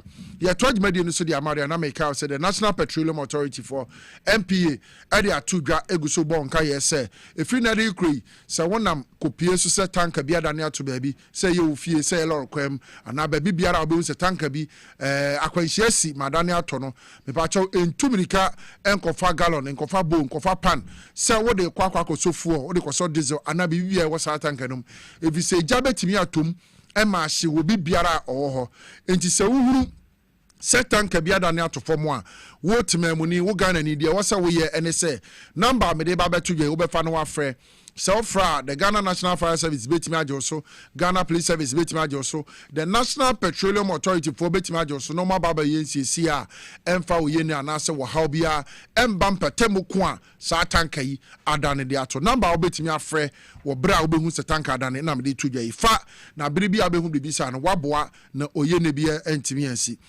030-255-0380, 030-255-0380. Nafi, the National Petroleum Authority for Ghana Police Service, Ghana National Fire Service for Wometimi Ajoso, INCCA, Emfa, or Haubia, Emba. Divine Hope Herbal Center, Semin Country National Society, Herbal Powder, Draw Modia Bar, Yarawa Hodo, Amebabu, Senior, Ebabe to us, the amount. It is our two Yari Mupe, Manusia. Shasi na fo ni chire herbal shop and pharmacy shop bia onim na hwe se won sabetimi aka otwe herbal powder na wa shasi no no mebebo ye pa Westpin emane mema nyina otwe herbal powder boa me free ho afi pulse eye koko afi eye sexual weakness low libido stroke ulcer any menstrual disorder yare wa hodo amabobo so nyina na se obomode na won setimi ka otwe herbal powder ebebo ye pa na hye ne so se ansa na obeno otwe herbal powder no wadidi se wadidi dia se ya no pa wi anwumira na sa hon machi ubetimi anom adroi na afi akọ nipadue makọ tu sa yare wa mebobo so nyina ase e de ama o kai na hye ne so se okokofo dia Gapsin Pharmacy ubenya bi ato ho kapeba osunyane House of Drugs ya Simon boache ansa e Cape Coast na na boache herbal wotema PK Gombela ewo Tamale. For numbers here, me to be say we a pharmacy shop and a herbal shop. Na watin kai boy we here be the go or shop na waton. For Divine Hope Herbal Center for numbers is on measure so no mama do ni be to aton 0591 656 557 0591 656 557 and 0550 639 037 0550 639 037 or try about powder. I was see we jana se wa. Wow beba say ye ne ye kasa ye nante awiem ye didiwie na ye pensu a ye benom ne enya hotoso se ampa nsu ye a ye enumi de ekona akodi dwumaso ekona akobɔ ye immune system ho ban ekona de apomdin de abrɛ yen a na me ka say ye nsu ba akopɛ ye X natural mineral water busia nnu ahodo biara wo say nsu etimi nya na etimi hye nipadua no kena etimi ma hoɔden kyena nipadua no ne de ye X natural mineral water na me kan for de ama ye ma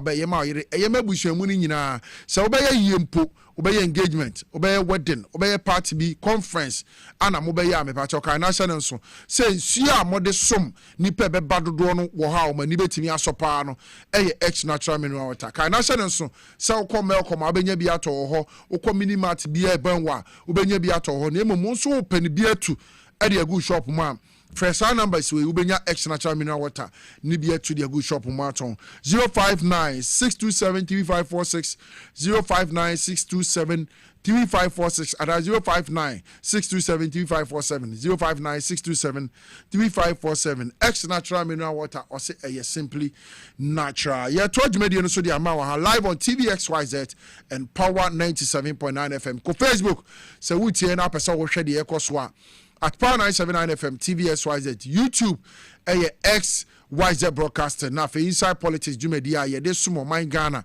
na sema hodo etwegu wo man no mu nchiremu esene fata no yetimi ede asomo ene ye ne Bismarck Tewia Boateng wono ye former Eastern Regional Chairman edema NDC amanyokuo no me ne wo de ka say de wase unity se mukaso onkoye wateta haya itinyame ya adom the next regional elections eba so NDC amanyokuo num ewo apue mantem no wosan ate aginam na wakwakwakwagye sa akonya no waboa na party na akoso afa ne ntema pa bi ede efra ewo apue mantem wabeka yen say de yenko na afi nkoma hodo a ekoso wo man Ghana mu nchemu esene fata yen fensomo chairman akwaba ye ja Obrempong I want to say ba dia da Roma Ewrade aye ye ni so ni panyina ne nya ni se na mo so mo to say Yankopon da Roma yeguso som yeguso eye nia yebetimi aye bia se ye hwese aban toto ye nso a wodi gu akwan mu no ne bɔhyɛ a wɔhyehyɛ ahodo no a oguso a ɔyɛ bebre ne wo mu no abere bia no yɛbɛbɔ ho dawuro ne akyerɛ Ghanafoɔ sɛdeɛ ɛniɛma sifa akɔ wɔ aban ase eti yanso yeguso a ye say adwuma no na yahwe se bibia beto din na Eastern region te say anopa esi mu ba de na boni bi ani ho ye ba nso obi aso mfrɛ ye nkan se boni bi esi te ne kyerɛ sa asum bi ho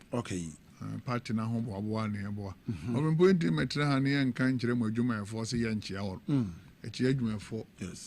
kwa mo fa so sɔre ntem de ba ene sɛ ne mo ye mo adwuma ye hwɛ o Facebook ni YouTube no a ohun sa mo ho keka no ama yeso azet aduru ba bia station we ya ne nipa ta bi sa so ye dan nya kwanya kwatena so e mo adawroma enye easy sa enzo kakrakra akokɔ banum so ye wie na me mfanchia me ya me edidi ma modin an nkese babalami ma modin an nya me ne na honorable babalami so whom youth general no our deputy youth organizer so and me say 153 polling station in the way nyakura obenya mu to test America krania media hunu babalami me ka kire elisifo a ewo suhum say monfa sa dibie no mfema babalami because na ho keka ewo amanyoko num top notch kwanya amanyoko ne dana koma so na abrebia no opese ohunu say eniema ekoyie ede ama NDC amanyoko no especially ewo suhumu a wono ete a wo so ekekere de ahia ada eye regions and say other communities a wo nyina hwe say NDC eye amanyoko no befa na ntoma pa bi de fra enti wo suhum ba bi ababalami ejina say deputy youth organizer na momode na momfa jumadi ni nsa obeboa yie pa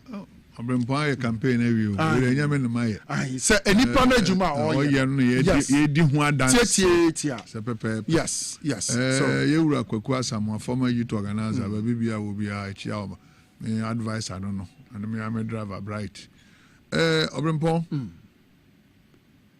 ye ntime nchia ye MPs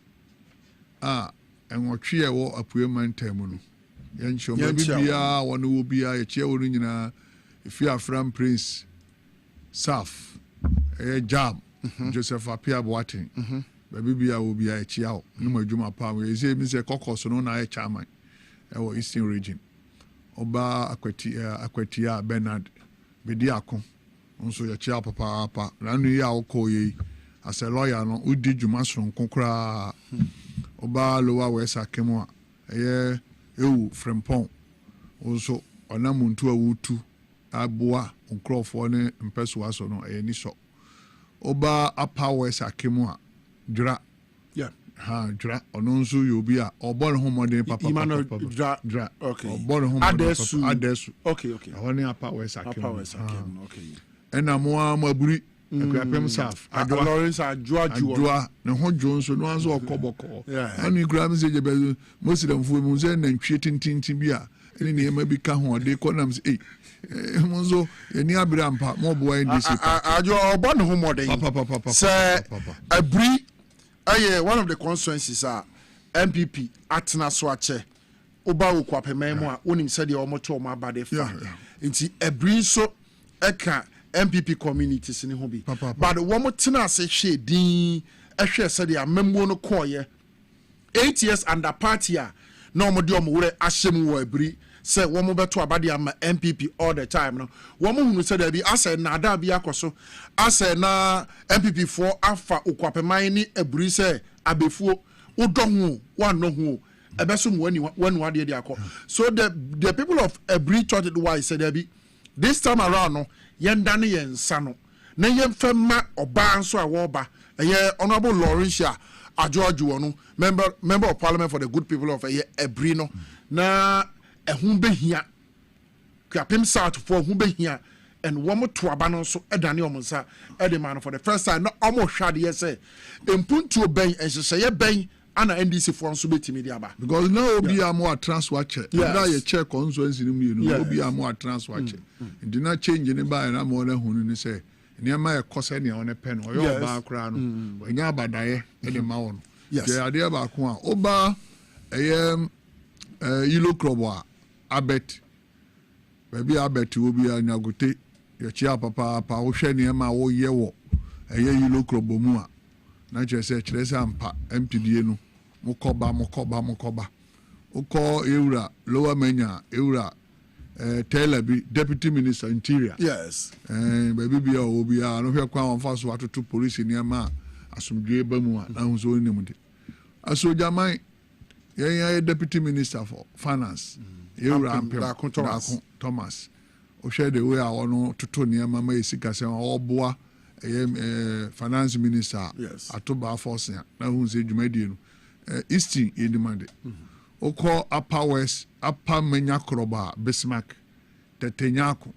ono nso na ni obehu se ne ma ode ma disable for PWD for ene se ne awo kyerɛkyerɛ ne ma mu ni ade hu se fa bi na ye minjimi ngase ya bɛkyia wɔ na ye nkyia former MPC nso yewura Jeff tete Kavie no ono nso obo no ho modern wɔ asesewa obi kɔ no obi aba no ne dane nti Obrempong ohwe MPC a independent ni no ɔyɛ NDC ni but enam so ɔyɛ independent ni ene ya yɛ mfa ne nka no nka yɛ sɛ ɛbɛka so but from prison of no wakɔkɔ sɛ with the NDC but you say na ho ne de onya bie na no ka sɛ sɛ me NDC pɛ ne ɛkɔ ba election nti yɛnya nkɔ hɔ is it no ɔde no on congress de sɛ wa yo sɛ ni die ni bi sɛ wa yo sɛ ni emro ka sɛ ma gya kɔ MPP pɛ no ka sɛ wa wi wa fa ne bag kɔ e wa de sɛ yɛnkɔ ba election ide enye sa koto aba no from goes uri ni ana wa koka MPP fo edi baby bi akwele wo no lawyer akwele wo bi ya chia no nim sɛ dwuma pa wo ni nyina e bo no be boy 33 municipal metropolitan nyina no DC for ya chia wo Obrempong so afọ ya chia obi bia na ya chia wie me former executive so me no ne ya dwuma me chia wo me media for acapella baby bia obi ya chia wo dwuma pa wo bo no koso bo sa opalenom ene Emmanuel Ntwi odan agye ho nyina afa ya chia mu nyina e betra na ye bɔ mu di a na mo nso mo hu sɛ dwuma mo ye ma ye ni so ya mo obi di o ma ne ha no obi bia dwuma pa wo ye bia no ye de aseda ni nyame de ma ne sɛ onko so no nye opare ya na nye easy because obi wo hot platform so a obedidi ni patem sa inse so obeka de papa party ne ye no o twa da pa e betue nua no mo fo sɛ unim twra de papa for aban ho sense aban ne trans cha enenya wo dia okyere ebe ye wo dia aha udi obi achi a kan de papa ema obi nto wadwen eno ya de ba ko a me hunu sɛ si etimi de to yenua no babu mfo mu a ebetuma ma ayeden aboa amadwumadie because ma me nkasem bi obi di sɛ yewura juro zebra ba bi o obi amechia no oni juro so e kasem bi a o se twen no obeka say bia wantie no watie ntubo nso duru ba bia no afre o ofa na ase de eya bufu kura no osere eya sere so ano osere eya bufu ano osere otie bi ma ne boro saa for the life ɛne ne yɛ adwuma no nyinaa no ɔbɛka sɛ obi ɔmfɛne no bebree ɔfɛne no nanso ɔkwan ɔfa so adresse saa nnipa no nyinaa ɛno ne ɛma yɛka leadership nti sɛ obi wɔ hɔ a yɛwɔ hɔ bɛkɔ platform sɛ obi bɛtumi adidi watam asɛm ɛnsɛ sɛ ɔka koraa bɛhu so no waka but ɛyɛ amanyɔsɛm ɛma obi nhyɛ w'akyi kutupa sɛ kɔka nsɛm a ɛmfata nsɛ sanse yɛpɛ sɛ yɛ nyinaa yɛka ɛho bɔ mu sɛ praeɛ baako ɛyi baako ɛbɛbu yɛka ɛho bɔ mu MPP foɔ ntumi ɛntu NDC da NDC yɛanyɛ yɛbɛ tramakwe o NDC yɛ party third force party no yɛn ne baabi yɛbɛsi CPP foɔ anan a na CPP ni hɔ biom no sɛ nka bɛtumi mpa ka CPP foɔ nyinaa bɛka NDC ho a ka bɛyɛ one party ne yɛne UP foɔ atena sɛ ama UP ɛyɛ MPP atena opposition akyɛ but akɔyɛ democracy. I didn't know was MPP no opposition chair. Oh, now one way is what I do them. 8 years on betina so na da kwaku fado. Edi free SHS by me the digitalization by or the drones and deliver a year in row. Ekoshe alogboshi so agbogloshi o say okosebo so basic toilet. Any batters their mom udware wi a okọ toilet wi a obedware. Ni nyina ne nye ne mapa. One more team in the bar, say, oh, men castle or nine yibi or naibi. Okay. Mean to mean castle or nine yibi. Okay. Sans a man counsel or naibi and I'm yibunu nipa. But one no Abra Bomuno and I sit them be and I want to dream one. I said, one more for mine. On a dream one, which I say. So only MPP in ton to ma, Baconamu chim, a pofan. Ono a China phone to my na say and to my tie and dark crop over cousin in Dubai. Nidia Holland. A papa sin what's in audience and then to my crona with him. There be a sebu in Yansans Rubia. MB before no a UP if you want to see Carolins and Kanjal and say one is on who know anything and only Suma in a pet. Maybe me fear a UP for. If you have me UP for. Minimum one it yet. What do you say? Minimum MPP tie. I don't think I want the UP for it. No. Who say? There be a NDC. NDC, PNDC. Yes. PNDC NDC and now man kwala aban totofi wa sebi onu. Oni who PNDC ni NDC no. And I'm on a form. And yama. Okay. But yeah, in the yes side there. Rodens and TSL. Eastern region yeah the car back up the campaign na. Moto mienu. 92. Now one is a crowd 1993 car or the ma MPC crowd home use car second hand cars. No me pay ya. But now will be any just said democracy about Kabima Minkabi Amamu and that's will be activating. And now call across what TV and now call be also oversee motor purpose board in the dam any other. I have been so in a scour here. I know you see. Lawrence at the and you do Lawrence a deepness of the Lawrence out training in Pano. Obi shed then Nisikada, there be a here on a life. Because Lawrence and first can't share. Lawrence in the Juma Dana share. Lawrence and Suma Wadian or the Bama. There be and PNDC and DC, dear children. Who should be no more? Ubaka said beyond one and Capat. And no can who be Nema 2016 as at 2016. His Excellency the President John Dramani Mahama. Edi adie you know. Na oni fie kura wono angasa bet. Yes. No can be. Yes. O na say John Dramani Mahama say be teacher ni be. Chire ni. Okay. Ne pay ya. Me ngasa o teacher ni on dimi. Oh yes. Na momu no.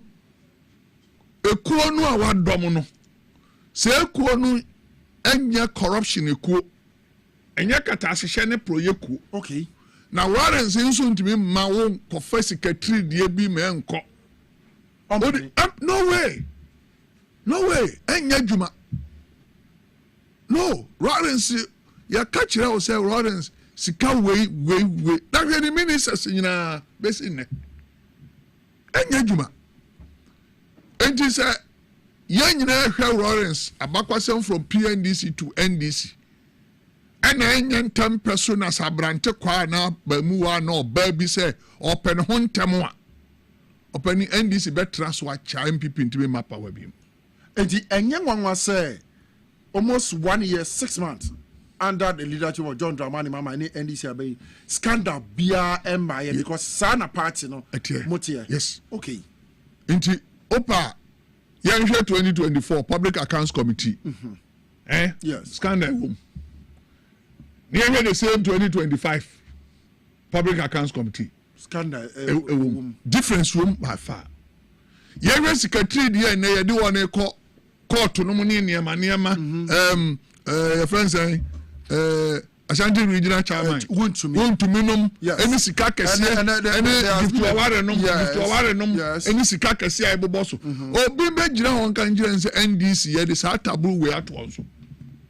yɛwura kwan pepra mu ɔde ɔde kɔɛ that time fast record ni nyinaa no maame nka sɛm kyerɛ obi a ɛnya biribi amfiri mu chairman NDC the former Maslock CEO Sadinam Tamaklo sikasɛm bi wunti ɛma ɔno so akɔpia America ɔma man ɔma sentence no cry in absentia no wɔn so ɔyɛ sika Ghana sika kodi ni hɔ wɔn ehu no ɔde kɔtena hɔ no sɛnkenye ehu no ɔbaa yɛ no be defend wɔ ha kebehu no kure wɔ mu okay o ti na me kan ajasɛm no nukura bi wɔ baabi ne ya ne nukura wɔ mu no nke yebehu no baabi ɔte ne deɛ wa manti ama judgment atiaw yɛwura honorable Kwan Pepra sabi o tafra chemra president Kufuor no tamu edo on ko Ibrahim mama no ni we mu nyina edo on ko yen yampa ne won ya pa ne obi e ne kire say ade e de to no so no no kra na nya no kra but won wa kwa kan su achi braba yi anu wa ma o so lawyer na emeka sama o enti se woni ya brada be yi anu o se support ni ensu oni gina bedwam ne dware ana o de wa kwa ka ho ani e de ato so se ampa ya o de tie wa disikatri die sei bra wo so ma ɛyɛ wo na do wɔ yun kwakoto chacha ne ya sentence wo ho okay o ti na mbese be chiro wi because say ye flow court wa eno njira say say complainant can 10 accused person accused person can 10 complainants and say do ko jira court enya dan na do ko na chire say wedi for be you ano na jira dakam ni antoto ano o so de o ma and not just assembly ya no kre entity ya tete ya when this mu na bia no no antete ne sa bi baby you free at here for 10 June 34 years in the NDC no ebia no do of akwati na be wuram na so fa mo no yetete ne pa de anka meka cho so obetwa plane ticket aba abayi no yes apart from no ya sentence no e ho abiem abuga pele ebi fa no so sa ye John Dramani mama anka say ye ne party ni emi ye de ni ekosie o de ni kosie say nya so ompe abuga pele asem e wo ne mra no a na wabuso no enti na mo edo de ko won say president ko gina ayi abrochima mo okasa no o so obiara SOE on the mean declare wa assess no the state owned enterprise yes o she atu April oba gina yi eno ne friend say president emra ya wura yi a ya appointed no deputy minister for communication that lady yes Baka no I also go do $1 million ya Victoria Hammer yes it's also a law president Johnson na no mo asem ne keke ne kra no de kan ne kire so nyoma no dabi but onya sa again no so onya $1 million ya o beja amanyo sem no e kire se ho no otena no ne expectation na wo hwe so obenya okonya firi na sa sika bi fa ne so obetimi afa one will leadership or say attempting to kill when you dream this will be kumundia my report to what you train na be hu etimi do call police station etimi do call court and say mama say kokoye majuma mama na aka chen say juma na me dia ma no say me dem nya $1 million a me jai one ka say me salary do $1 million ya ne mo say me nya $1 million ya e ho do ye dua koko I want nya bank na bank kura no say wo share bank ebetumi ma 1 cedi pe otra bank dem ama ne bona anaju no mienu no hu ba bia debit and credit hu ba bia balance akose e beti afidi so nam chi enti yen ye say rodin setete yen no bibia la ofa na so hwe ye wura to ahwe so da so te ho yeah e wura professor Kwame na ho ona so nte ho wa uzi ye mpanifo we mu nyina tu kwan ko tra brochi adendi na kenoforo atenti bi ma sir osene ho mfa no ose osene ho mfa no oza besi ne nyina MPP for say tam no ana yenyi ni influ finance minister na MPP lusu ye no na ne ho fa no ene otimi kɔ de bai ne mo sa amre ide what this secretary di so tie ona bo az adongo hwe ba bi on ko yi sika free ye hwe ba bi on ko yi sika free MPP ena sika bi MPP adi bi ye boss wa na ye ma show ama Ghana ha bebrenya BP Azega honorable Azega don't go asem ni bi okan ya na me akasa kra etwetwe maso kakra ne say 2020 wobra ye osache mensabonsu MP de masoame eko ho a asantifo no bi ene bere ya nka omo bro no wo se wo ba ye no Eurobond na wo makwakwakwaje $200 million parliament approve the ma MPP for say wo mo nyimfa nko ye so am interchange no bapem ne woman timi anya sade sika no so ayira the same scan only prove be see amfanko ya from Prince Bridge ba umi agina o ka se scan no na redraw the ko ebi bo ne ko yere long no nko giye afram Prince Bridge ne okunini omampani John Dramani mama okunini abebi okọ babiem oka woye eye bridge di atoso no MPP for ko gi the same loan bi ma ba umi abeji so na redraw ba wura ya me eneme mi di biti ato ho ma no so me National Women Organizer ma wura Betty Crosby Mensa e raise ho asem of parliament ska don't be account for incoming National Women Organizer no ye MP wo afram Prince North Madam Crosby Mensa obisa ho asem of parliament bridge no ntimi di anwea kra kogu ho says kana way okoka ase ye nso no ye twentwen ne ma so na me de so mampani tina e wa brochire no de to ho se ne ye Chief Justice ati asese ye beti corruption court the special court no corruption court so far my yen sankomo yasi enim free so far ora ehon sensem operation recover all loot na NC4 de ekasa ho bebre se da bi se wo mo hwe kwan a the past MPP officials afa so na ebi afa wo man yi sika ebi afa wo man yi sase ene niema hodo a wo mo ba wo mo beje me kai pa se wo bra na ora Samuel Okujeto ablakwa the foreign minister ene eye Martin Kpebu mu forming orating and wo mo ye hwehwemu cases ahodo a eye MPP past officials ni bi afa wo man japade a out of 36 cases bi a honorable Samuel Okujeto ablakwa de betu bia no na opache say 36 cases no enye oral cases nyina but that 36 cases under the previous administration which is MPP no say Oman Ghana say obeji says sika no a akomu ni nyina no a ombetimi raise over $20 billion so far said the oral yun sem akoso no dia na wo ka dia fa wo chairman Obrempong yes ye MPP katase hye proye ni dream on the ashase ne yes ye ka yentimi nkan wieda enka free na nado dankwa akufu ado a constitution man ho kwan se yentimi impeach no ana odi aye the president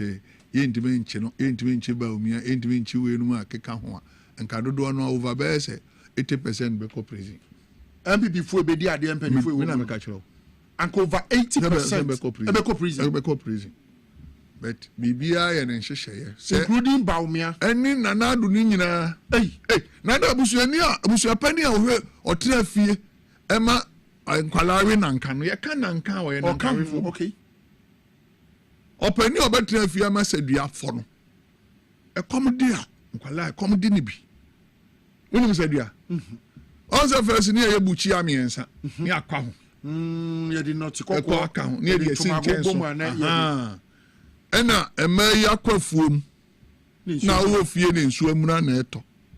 na atogusu enso ye di jaso ne so oba be dan so di be dan ne anu aduane nti opani no kom di wonu a so kom be du bi akonfo boni akonfo so kom ama asase ahira no be kom hinu ama asase ahira disana nadu yo obi ana mamu no betimi abu a wantumi anya reshavel dakro ba akokra no a na resikatri dia ekoso a wona di ne nsase ona ton achimota forest give to aware hwɛ national service secretariat offer highway obi a radio station bi a afei na nipa BP obi pressure say ti sikatri die se wo man mu ni akɔgye IMF ɛne ɛde ho trade ya begu ɔman Ghana so ɛto awodo a yɛakyekye sɛ sika wɔ nyina ho ayɛ boss wɔ na wuti yɛhwɛ buffer stock crash yi ne na yere Abdul Wahab yes yɛhwɛ sikatri die ni odi ni birthday wɔ private jet mu ɔpɛni sɛ ɔte wɔ mu nyina na sɛ ɔyɛ obi a utua tax ma ban a obetua one tua so beba ba yiri watoto niema mu setua utua so de akoma onyonko bia di and all rabbi no enhyehyɛ wona ye ni nyina na wana push di ama attorney general okay cause all ranya court on the niema wona huru nyina na wana push di hwehwemu wa ye hwehwemu because a man here beto aba no niema beto odwane nyina ya ye ni nyina wie na de ama attorney general to the Akai Attorney General say, Obe pursue this matter to court. Ni aji say scan. Na anim say me no ka say before katase, before sumasi kotua scan bi. Bebretua. The past officials of the see bebretua bi no patch ofa bi no so ekotua. Hey, now the that one no ka say one pay prison ho. Na me kura dem say sinke do obi ko prison no so a politician no disika. Yansa mfa na nkoda prison won ko no aduane me mo ne ho ka bie mu yamfa na medo dokwan ho na obi ehunu no meyi gotam na former minister no yi gotam tini nyanko minister no so behunu se ade we de betum ye be okay se be yes nhwesode ade ama na mu kwa no obi di ni birthday no asa akɔche prison for ade adodo ade ne de akoma won na sabi o prison for na bia asa asa ko ni fie enanka wadi sika wonu obi a watwe sika mo yepe oman no eye wudie se wudi sika yes wonu obi a wadi oman na wu obi a watwe tu abo obi akunu meda o se se charge o meda because kana nya wodia eye dodo ne dia enya dum so yiba ana kani a yesi dum so MPP for se dum so ba we ba sika no so wadi dia na se de koto ehuni ama nduni oba na wu maame na the cold store ya tu mu no sika na wudi ye no wadi o man na wu gift award ghost names no a wudi share mu no obi awu no a wo se 99 years nyina na de gi ho akatua no na de na sira wudi ewe dia pa na sira wudi ewe so obi akọ wi akokọ se ne kondo akokọ nkwa ye jerin 5 years no obi adi sika ni ubodi na ya mahyew no ne nam ho okokọ toba obi akotu obi banchi so opefufuo kakra di ya jerin media mementi legal terms na si o Obrempong no kra na me chiro no nti ba bia mamu oni ko esu o yesa witch hunting so far nanu ina MPP for the petition akoma European Union for say him for say ye tata wall ye mpeso ye ka on kasa bo ahye ona no wa diska ese fabra uni akokot na ye Attorney General akakra mi atwa 2 years una tu o mampanifo so ye say ye yesa ne de ade bi to ho ama ye nuanom ya ma ono akwanya esom no se ono nso nkoye bi se ene CJ aji atum so obete corruption court wa ora ehun nsem nyina na yemfa nkọ down eye mitawi aboate ni madibia enye so okodam keke high labor ene de ko prison kra high labor ni obi ami agrada ohun se ye yinu a oprapra kwa high labor oba kra no asan ye faka ye timi do pani be koda ho tio na ne yiri akope hotel anaju wonderful year bitimi de onko e mo ko sepe ne ho sa akoda chairman na bitimi si o me na me chiro me na de minim bebre asem obi aka na wati na se wa wunnim se ekoso o ba ti bebre won ho mpanifo ne ba bi mu okro ne na ho timi koda hotel jojo no ho na sabi wona nka se enye no ho ahimachine asan do na ba na ya no obi betumi afiri ho aba so ye prisoner hwe obi a wawi abrokire abrode afiri prison ba hwe ne ho ne obi a wono adi wo man ni sika koda ho ya hwe wono nipa ne mienu difference e wom on the same prison one order and I don't on the Hunama Soko na no ko wi awagye e mo awe no wa ko wi obi abrechi no e mo awe na tutu no nyina na wadi o man ni sika na nke de koye dam no de wadi o man ni sika na de electricity ko nkwase rural areas na ma won so anya bia to nsuo pure water any cold store no what now no wadi sika ya to one ehwe nti opani bia kotre ho onum se ho ye fofole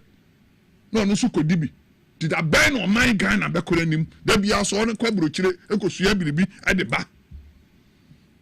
Nanga can over that and why you are that's what you are. See, I've been perverse with this car. I don't know, Tony John went to be via Fadenco. I don't know. Master Comameno. Yadena Konya Jerin. And I can't know Jelly in jail. I saw within the back Ghana. Yes. Kwame Frimpong na chin wo hoi nyana ona ye attorney general no money ade afale we am yes yem fa na mra ye medina asem na den na tamakro de ntimi fa na ma ade ntina ken ofo data de ntimi fa na ma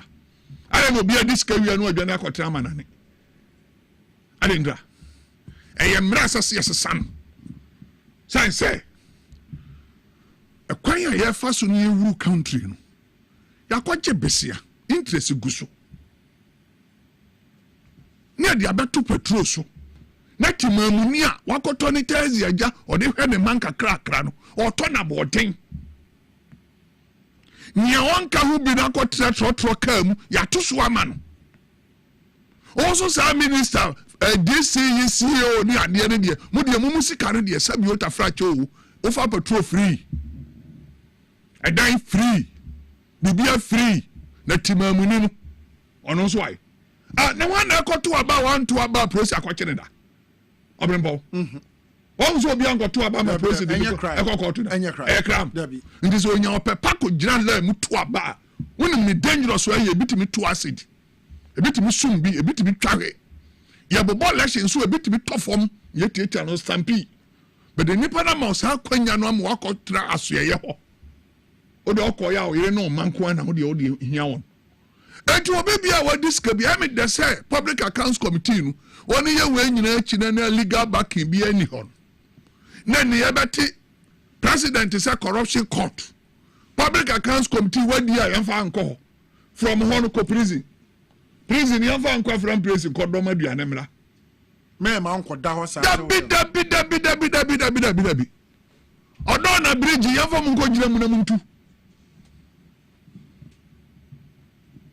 na se wa say minister na akọ ne ho na ogira odo na mutu etu gota wa office won be ya hweye o ya hweye o ma me be frɛ wa ka kira o se kwadwo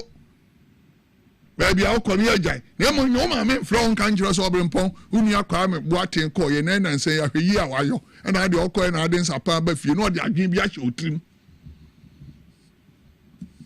informal sector adwuma be no ne ye na woni di tua ketua Obrempong me no me no taxi o ana so ni pani dio wasam woni mfifiri wet odaka mu free ebogunu so okọ hospital free ne bako school free ne bibia free be informal sector o bre okuani ne bre wakoda mo wo kura kan owo ni padodo na sample mi for ye no ni ke wa hye warranty boot da warranty boot Obrempong ni padodo say na de sa foke ye de gu kokoo so ibi agusu da ana wadoda ti da bia o chia ne nsem a etotoro se sakwala foforo ya wo no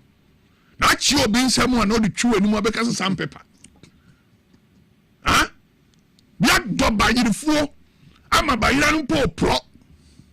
enya kan kofa o de ba kromu so aye nto betu de oye free ye de omo brew ye de we brew dc ko a ye man ni sika ye na okwayi a ye man ni sika ye bufu amanu ya ye we ye nyina nya pe no ensusu mu ye kwasea Obrempong amanfo brew o ko dc da samrisi ni bia me twa to a ye de agu nkrofo stores so any container so a o yamba show abaka krani pa nyo na djuso nko san la ya to ababiem So enti dia me pesa me kyerɛ ne sɛ ɔwurade deɛ ɛnɛ ya yɛwura kugya tonu ma yɛ ɔne nyinaa wie dia ma attorney general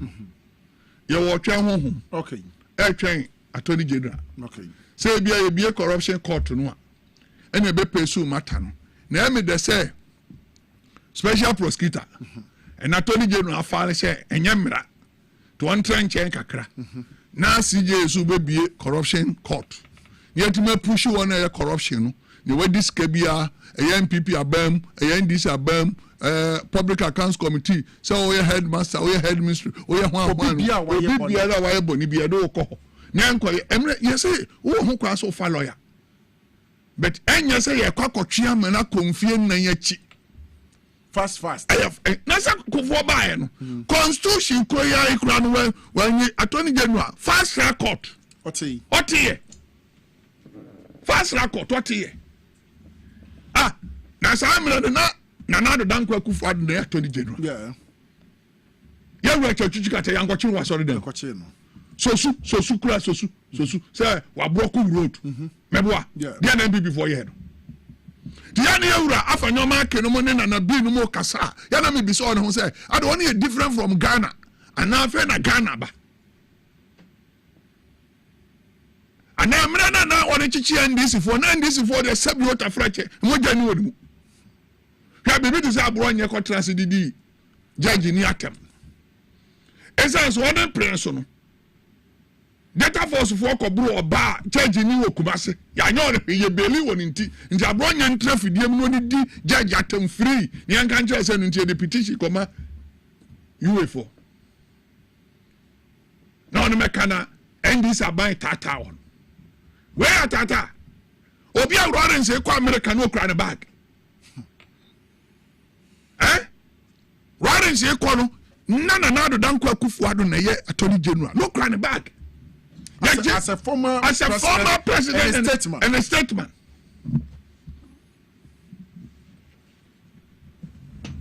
so one who we no nyina Jacob Benjamin tetra castle a good mobilization within 30 minutes maybe for mu wuye yentu onka me no kan MPP buyer from Warren's regime MMDC be break katua yentua honest gracia me bi no famu kwa onachi opani ye ka ade be chi enu nti na ma abanse samba mfie nan abanse samba mfie nan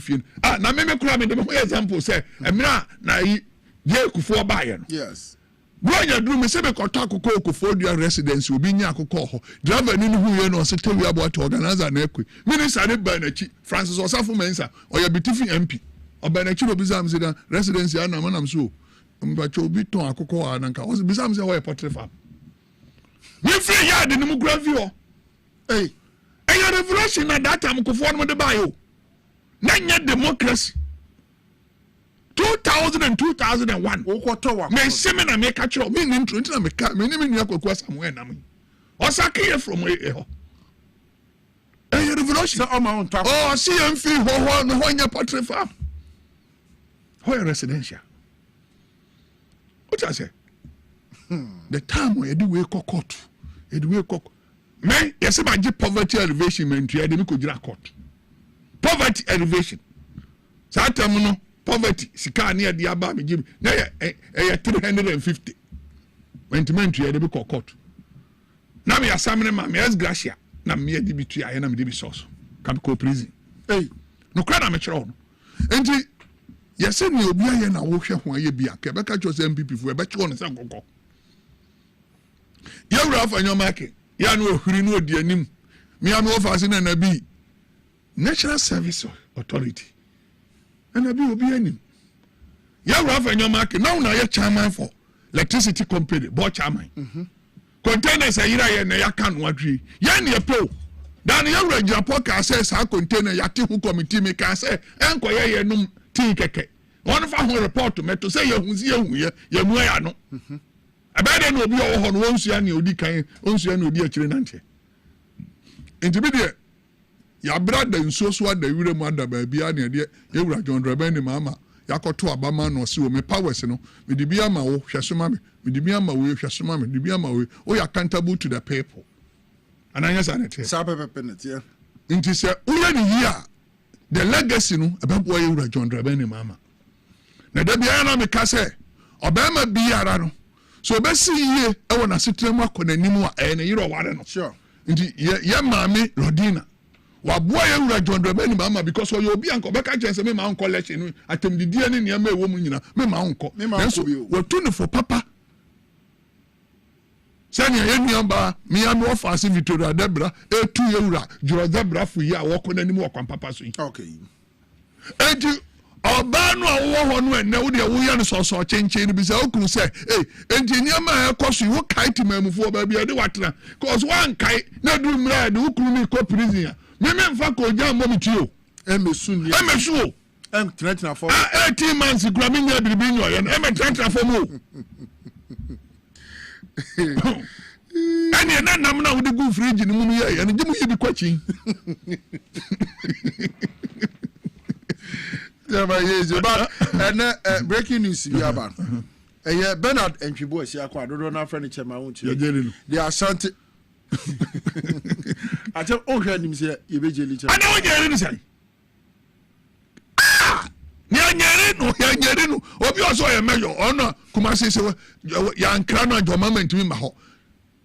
I contain mining. I could rough forest in what summer boy. Illegal. There be kind mamiti. It's breaking news about Betobia. The entire trial of Bernard Entwibo Siako, aka Chema to me, in the summer boy illegal mining case has ended. The court has scheduled 3rd July for judgment. Well, I'll go prison. Me in Kasama judge, no. Name no. Why yenti. Nyanya so diama one etu legal mining no obi anu a wo complain say sika na wo form na nka ho no we say amfa kwan papa so na ntu ya na no gya ya kwaye bretu a yetwanua ekoton ya gya ya gold asase mu ade bauxite ntu ba so o kire me say me tu che de mayewura Ibrahim Mama what is say na juma wo di no wa fa kwan body so di bi o fa processing ofa kwan papa okola bero ofa kwan papa baby o tu we for say sererion ofa kwan papa baby e say damage nya yewura jirapo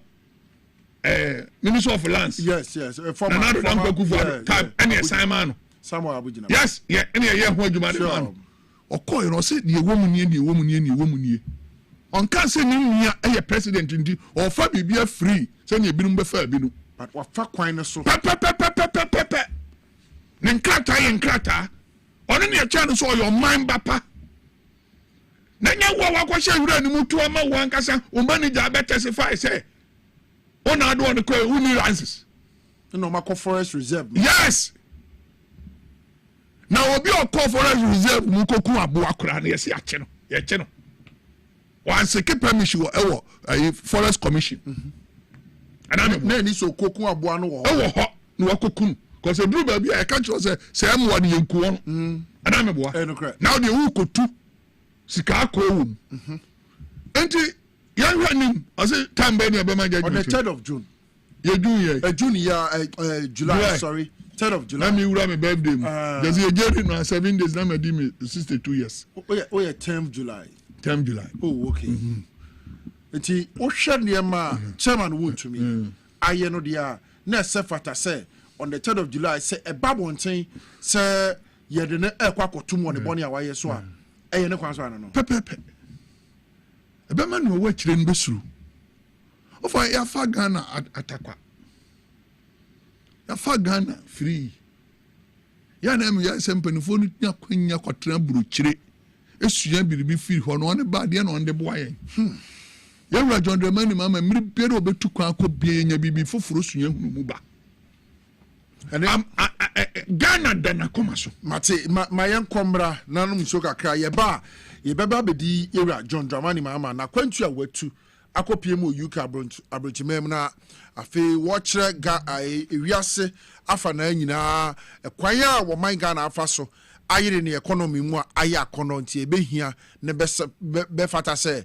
wo bi biara okuta sika as an investor ebetimi aba o man Ghana ha ababi enyuma aye various investment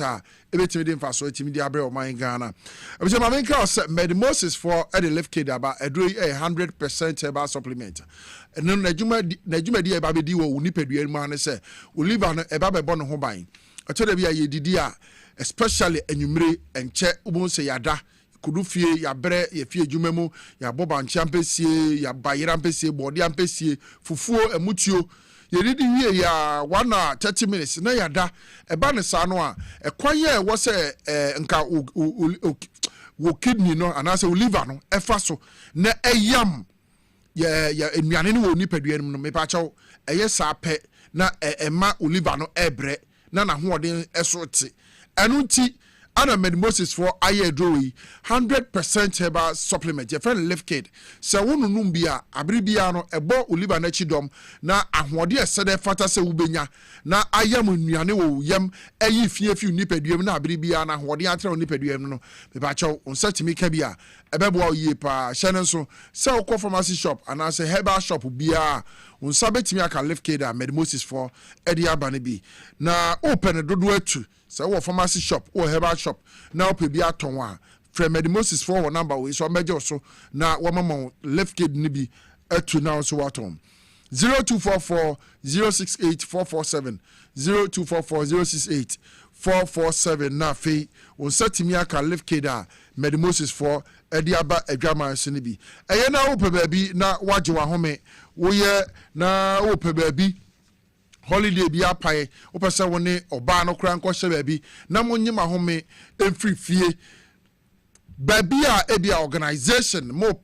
baabi a ye classy na maye mo conference ewo ho kama me ba cho baabi ba ko pa me be kanfo dia ma wanyumre Safari Valley Eco Resort abusia eho afa yie pa se ukodru ho na wohwe kwan o mafa so ahyehyɛ biaye ho a create man-made lake o ma create eye zoo harmless animals wo muti anopa so wo sorry with a cool breeze and the greeny environment na wonam ho na wo hwe se de amuwa yikura edi akone aba koba o ye harmless a obi antimi nya ohwe ene adanya papa o masini wo ho nuane pa wo mo no ama wadi kekere kura no ebe me woni age se wakɔ Safari Valley Eco Resort se wo be ye wedding obey engagement jumadi bi a opese wudi anipa dom ebeba na opese ye classy eye kama me pa cho frɛ eye Safari Valley Eco Resort for na omo ma obia na fa ye na obehunu sampa nye se me TV so a me ka kyerɛ we nemum eye nsɛm na me ka kyerɛ no sɛ de tie pepepe ana me bɔ amane ka na hyɛ ne nso sɛ omo wo kwapema mu adukroma kuapem ene ukugwa kuapem empatem wo dan ho ana omubutu from mo number me de ba betu dwa mu na fe eye ensemu aka enchiremu aka bibia opese wonte emfemfiri Safari Valley Eco Resort for no monyo so na wo mo mfansom ti number betimi afro mo say 0596 914394 0596914394 and now visit your website on www.safarivalleyresort.com na fe eni omo ninkomo emfa eye womo resort kama omaye no kwapema na emwa bi omo hia bi omo mfensom kona kope power specialist eba hospital akira kwan yarwa hodo bebre bi ti say hepatitis A B C D up to E womo ohun adu omo di tu ase kra fatty liver sciatica prostate broken bones ulcer swollen neck and fibroid say area nyina say obomodi ko piem e power specialist eba hospital omo ohun adu a womo di tu say yarwa ase nyina de ama se beye na hoden bekoso atena onipaduam na watimi aye adwuma apeska gu botom abobra ukopiem okumase a power specialist eba hospital branch ewo feyiase Lake Bosom twekwan so opposite Just Bro filling station nemum obomodin bedu enkran hanom a wo mo kwabenya pokwase kwan so ACP road no so ehon so behunu power specialist eba hospital for ekira kwan ho takrade omo anaji estate adjacent anaji MA primary school bomodin nakọ no mbeboa fra number we am de ba betu dwai one measure so na nchiremu aka bi omde asomo 0244544422 0244544422 and 0200383831 0200383831 Open WhatsApp number is 0355-797878 0555-797878. Now Power Specialist Herbal Hospital. Woma Joso na yarewa hudu bi a ye krankra ba betina so no woma timi aboa etu asedi ama. Aha TVSYZ and we are also live on Power 97.9 FM. Inside Politics Jumedi ni eguso a yede som no ensema hodo etwegu o man Ghana ha de be ya won so benya ho ntiase yede ba ofie wadwuma mu kama na ba bia wagebre na sabre yene wodi sa Jumedi ede abomo ene yene Bismarck Tewia Boatin wono former chairman edema Enisa Manyoku no ewo Eastern Region ana edisa ankomoyi wosan ababio se chairmanship position no wo ba beje ewo Eastern Region na wadi na before ye beto aye nkomodie ni so no chairman we de ye nyina ye papa ye nyina ya danfo ye nyina ye nua ene eye na woda enti a wonderful happy birthday to you Honorable Kofi Asante MC Amonfen to suma me na papa we he is a great man he needs to be celebrated Nyankopon won shiraw na onya okase wo wadwene pa wo abada ye a abre ni don bia no wo daddy e de kire ye mu bi de se eye na se yesi ebesu a ye nya hie opani eni su apepa Honorable Kofi Asante Ajay 2024 PC parliamentary candidate prime minister course ewo Akuapem North na papa yi onyunyafo yi na oka ho bi Nyankopon hira na onka ho bibi biara wo de won sabeka and Danny Gold ewo wonsem honorable wo wakoma pa wo tema a wo wo edema yemu bi mo se ye ba wo na ase a chese ye nu wo kra nso ne anim se yen haw article Akuapem no constituency de se wo wura ho na wo boni din a obia nim no se o fa free latte ananti mu akwakuropon abasafro Kwapem okra se mangwase tutu obosuma se chese waje bebia nti Honorable Kofi Asante Nyankopon hia na onye okase bibi biara esi wani su a opese wo ye won fa saa hode no won fa saa dom no enka ho se beye na yemu bi we impact no yakoso enya so mfa so chairman minim se Honorable de wunua no offer se wo offer se yes papa filate okay no ma me fi kwa obukruwa oh okay at the same time me offer se kwasi Debra ne papa fi obomen na ne ma me fi odankwanta okay na Kofi Asante ne di ye ni bibie nyina te say regular Debra oh okay e ka adoye se o mo common no yes enye me ne mum ankrankre yes ohwe na branch ya ofado na ania no ne tia odomankun awu be fa no ya bacha de na ko school akobo ne masters na wariyem ne bibiam na o ka Kofi Asante ho asem ade beche but masem American ne say esu ne ban ya okura no ewurade nkita ne saa amen science say oyobi onya didija o ko mango ase wa adopt mango ase se ni kuro yes o hwe mra one late man ebo mu ese one kwan ya ase no on the grader edwiso kakra kranza na ban asomu a na hu se oyenipa okay Kofi unyi ni wa fe ba ko aka ho urade ma omo ho o ma wonyare na ho science o yare da ho pa adodo ofo kombede won ye be kan say urade nhira nka ho no wabusu ya na o yere very well it is eti Akuapem North first vice chairman one also say a wonderful happy birthday to you Honorable Kofi Asante chairman Babatunde say udu Akuapem North constituency first vice chairman Edema NDC Amanyoko Babatunde o say Nyankopon enhira Honorable Kofi Asante wo abribia support a wo de tie constituency na chi Obrempong ma me fa de bi ntwam ha misre ewura mutaka ene o mampani yes na nua no ni bie police for say on police college okay na on choro exams kakra na on ranks no enkosoro sire obi wo wa tremu saa bre ni promotion kura ma ba bia IGP wo bia no yan hwehwe se enkrofo no nyina kira kwan okay na yammoa won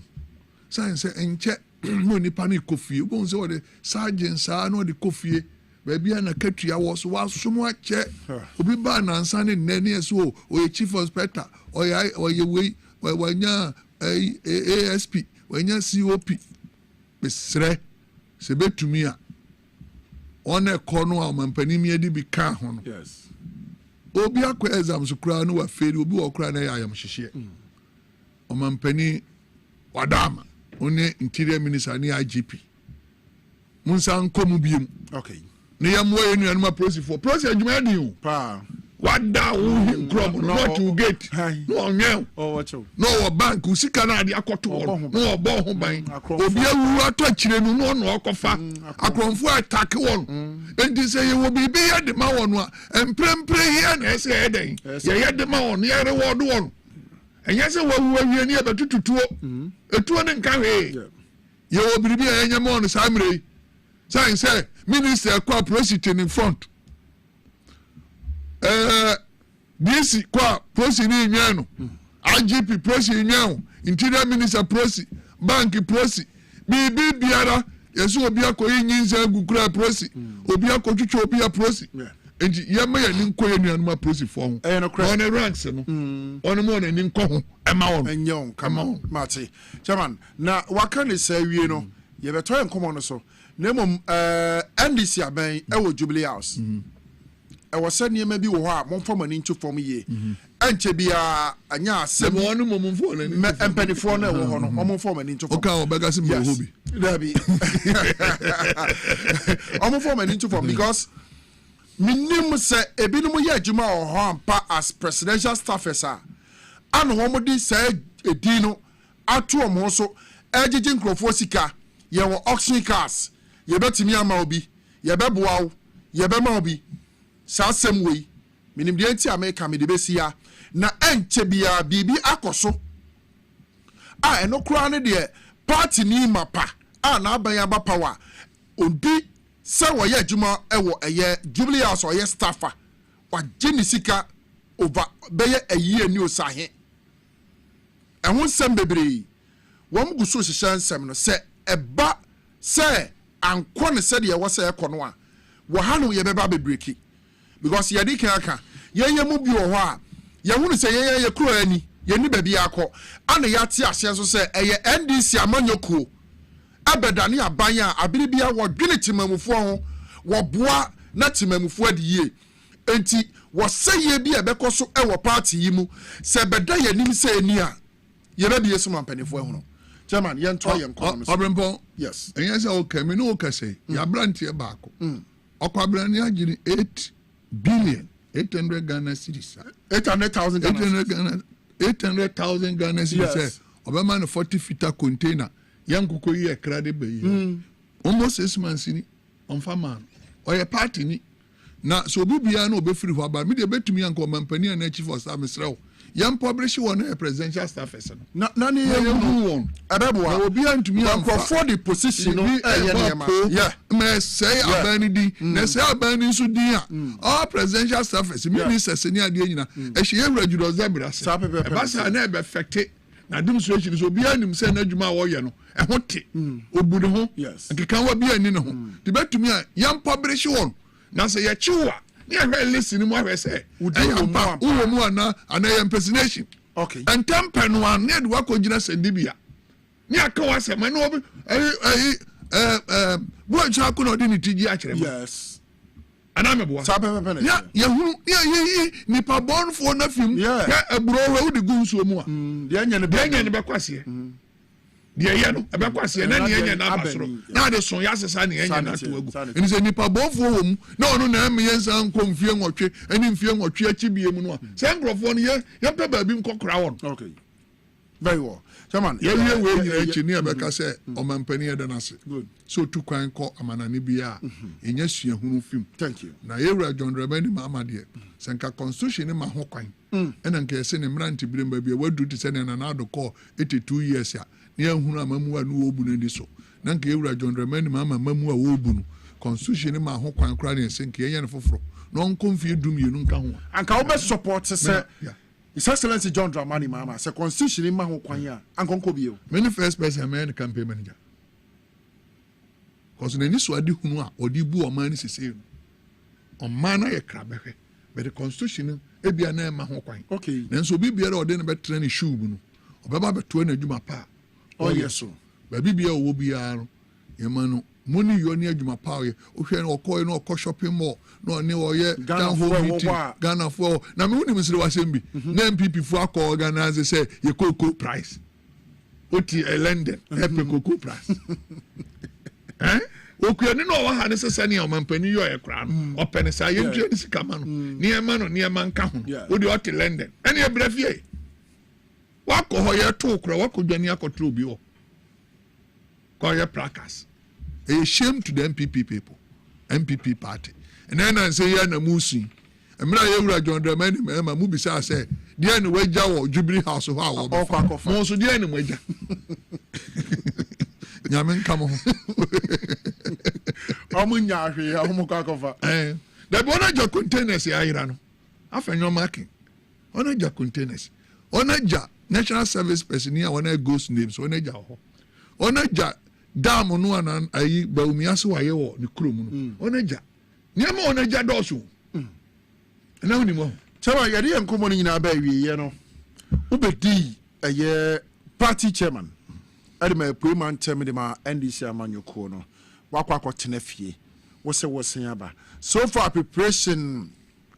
eastern region kwan be no mo fa so aso message num wo mabo mo ho wo ma ready say chairman tawi aboatin ni dwumadi a wodidi bo a NDC amanyoko no wo bra na wo ye chairman no wo ma ready say saa wo bre no adom o ma fe saa bre no nti no wo mo de 2 minutes ambre wo on the abada now wo come me ba ma wa on the aba the omampani for the team also reset Ghana yes reset Ghana the same thing and reset to Eastern region say ya bubu apantam eba no NDC no be I am free meeting stakeholders yam free stakeholders kra na ehu de eko party office no kra yamie na metinsi yeso obi de letter ba ni a kire ni so dua bi o se bibi da ha okwa ya fa letter ni hye say dua na ne beba be yi na past officials of the party or mass serving party now sabi o makọ kire fi a the letter be I regret one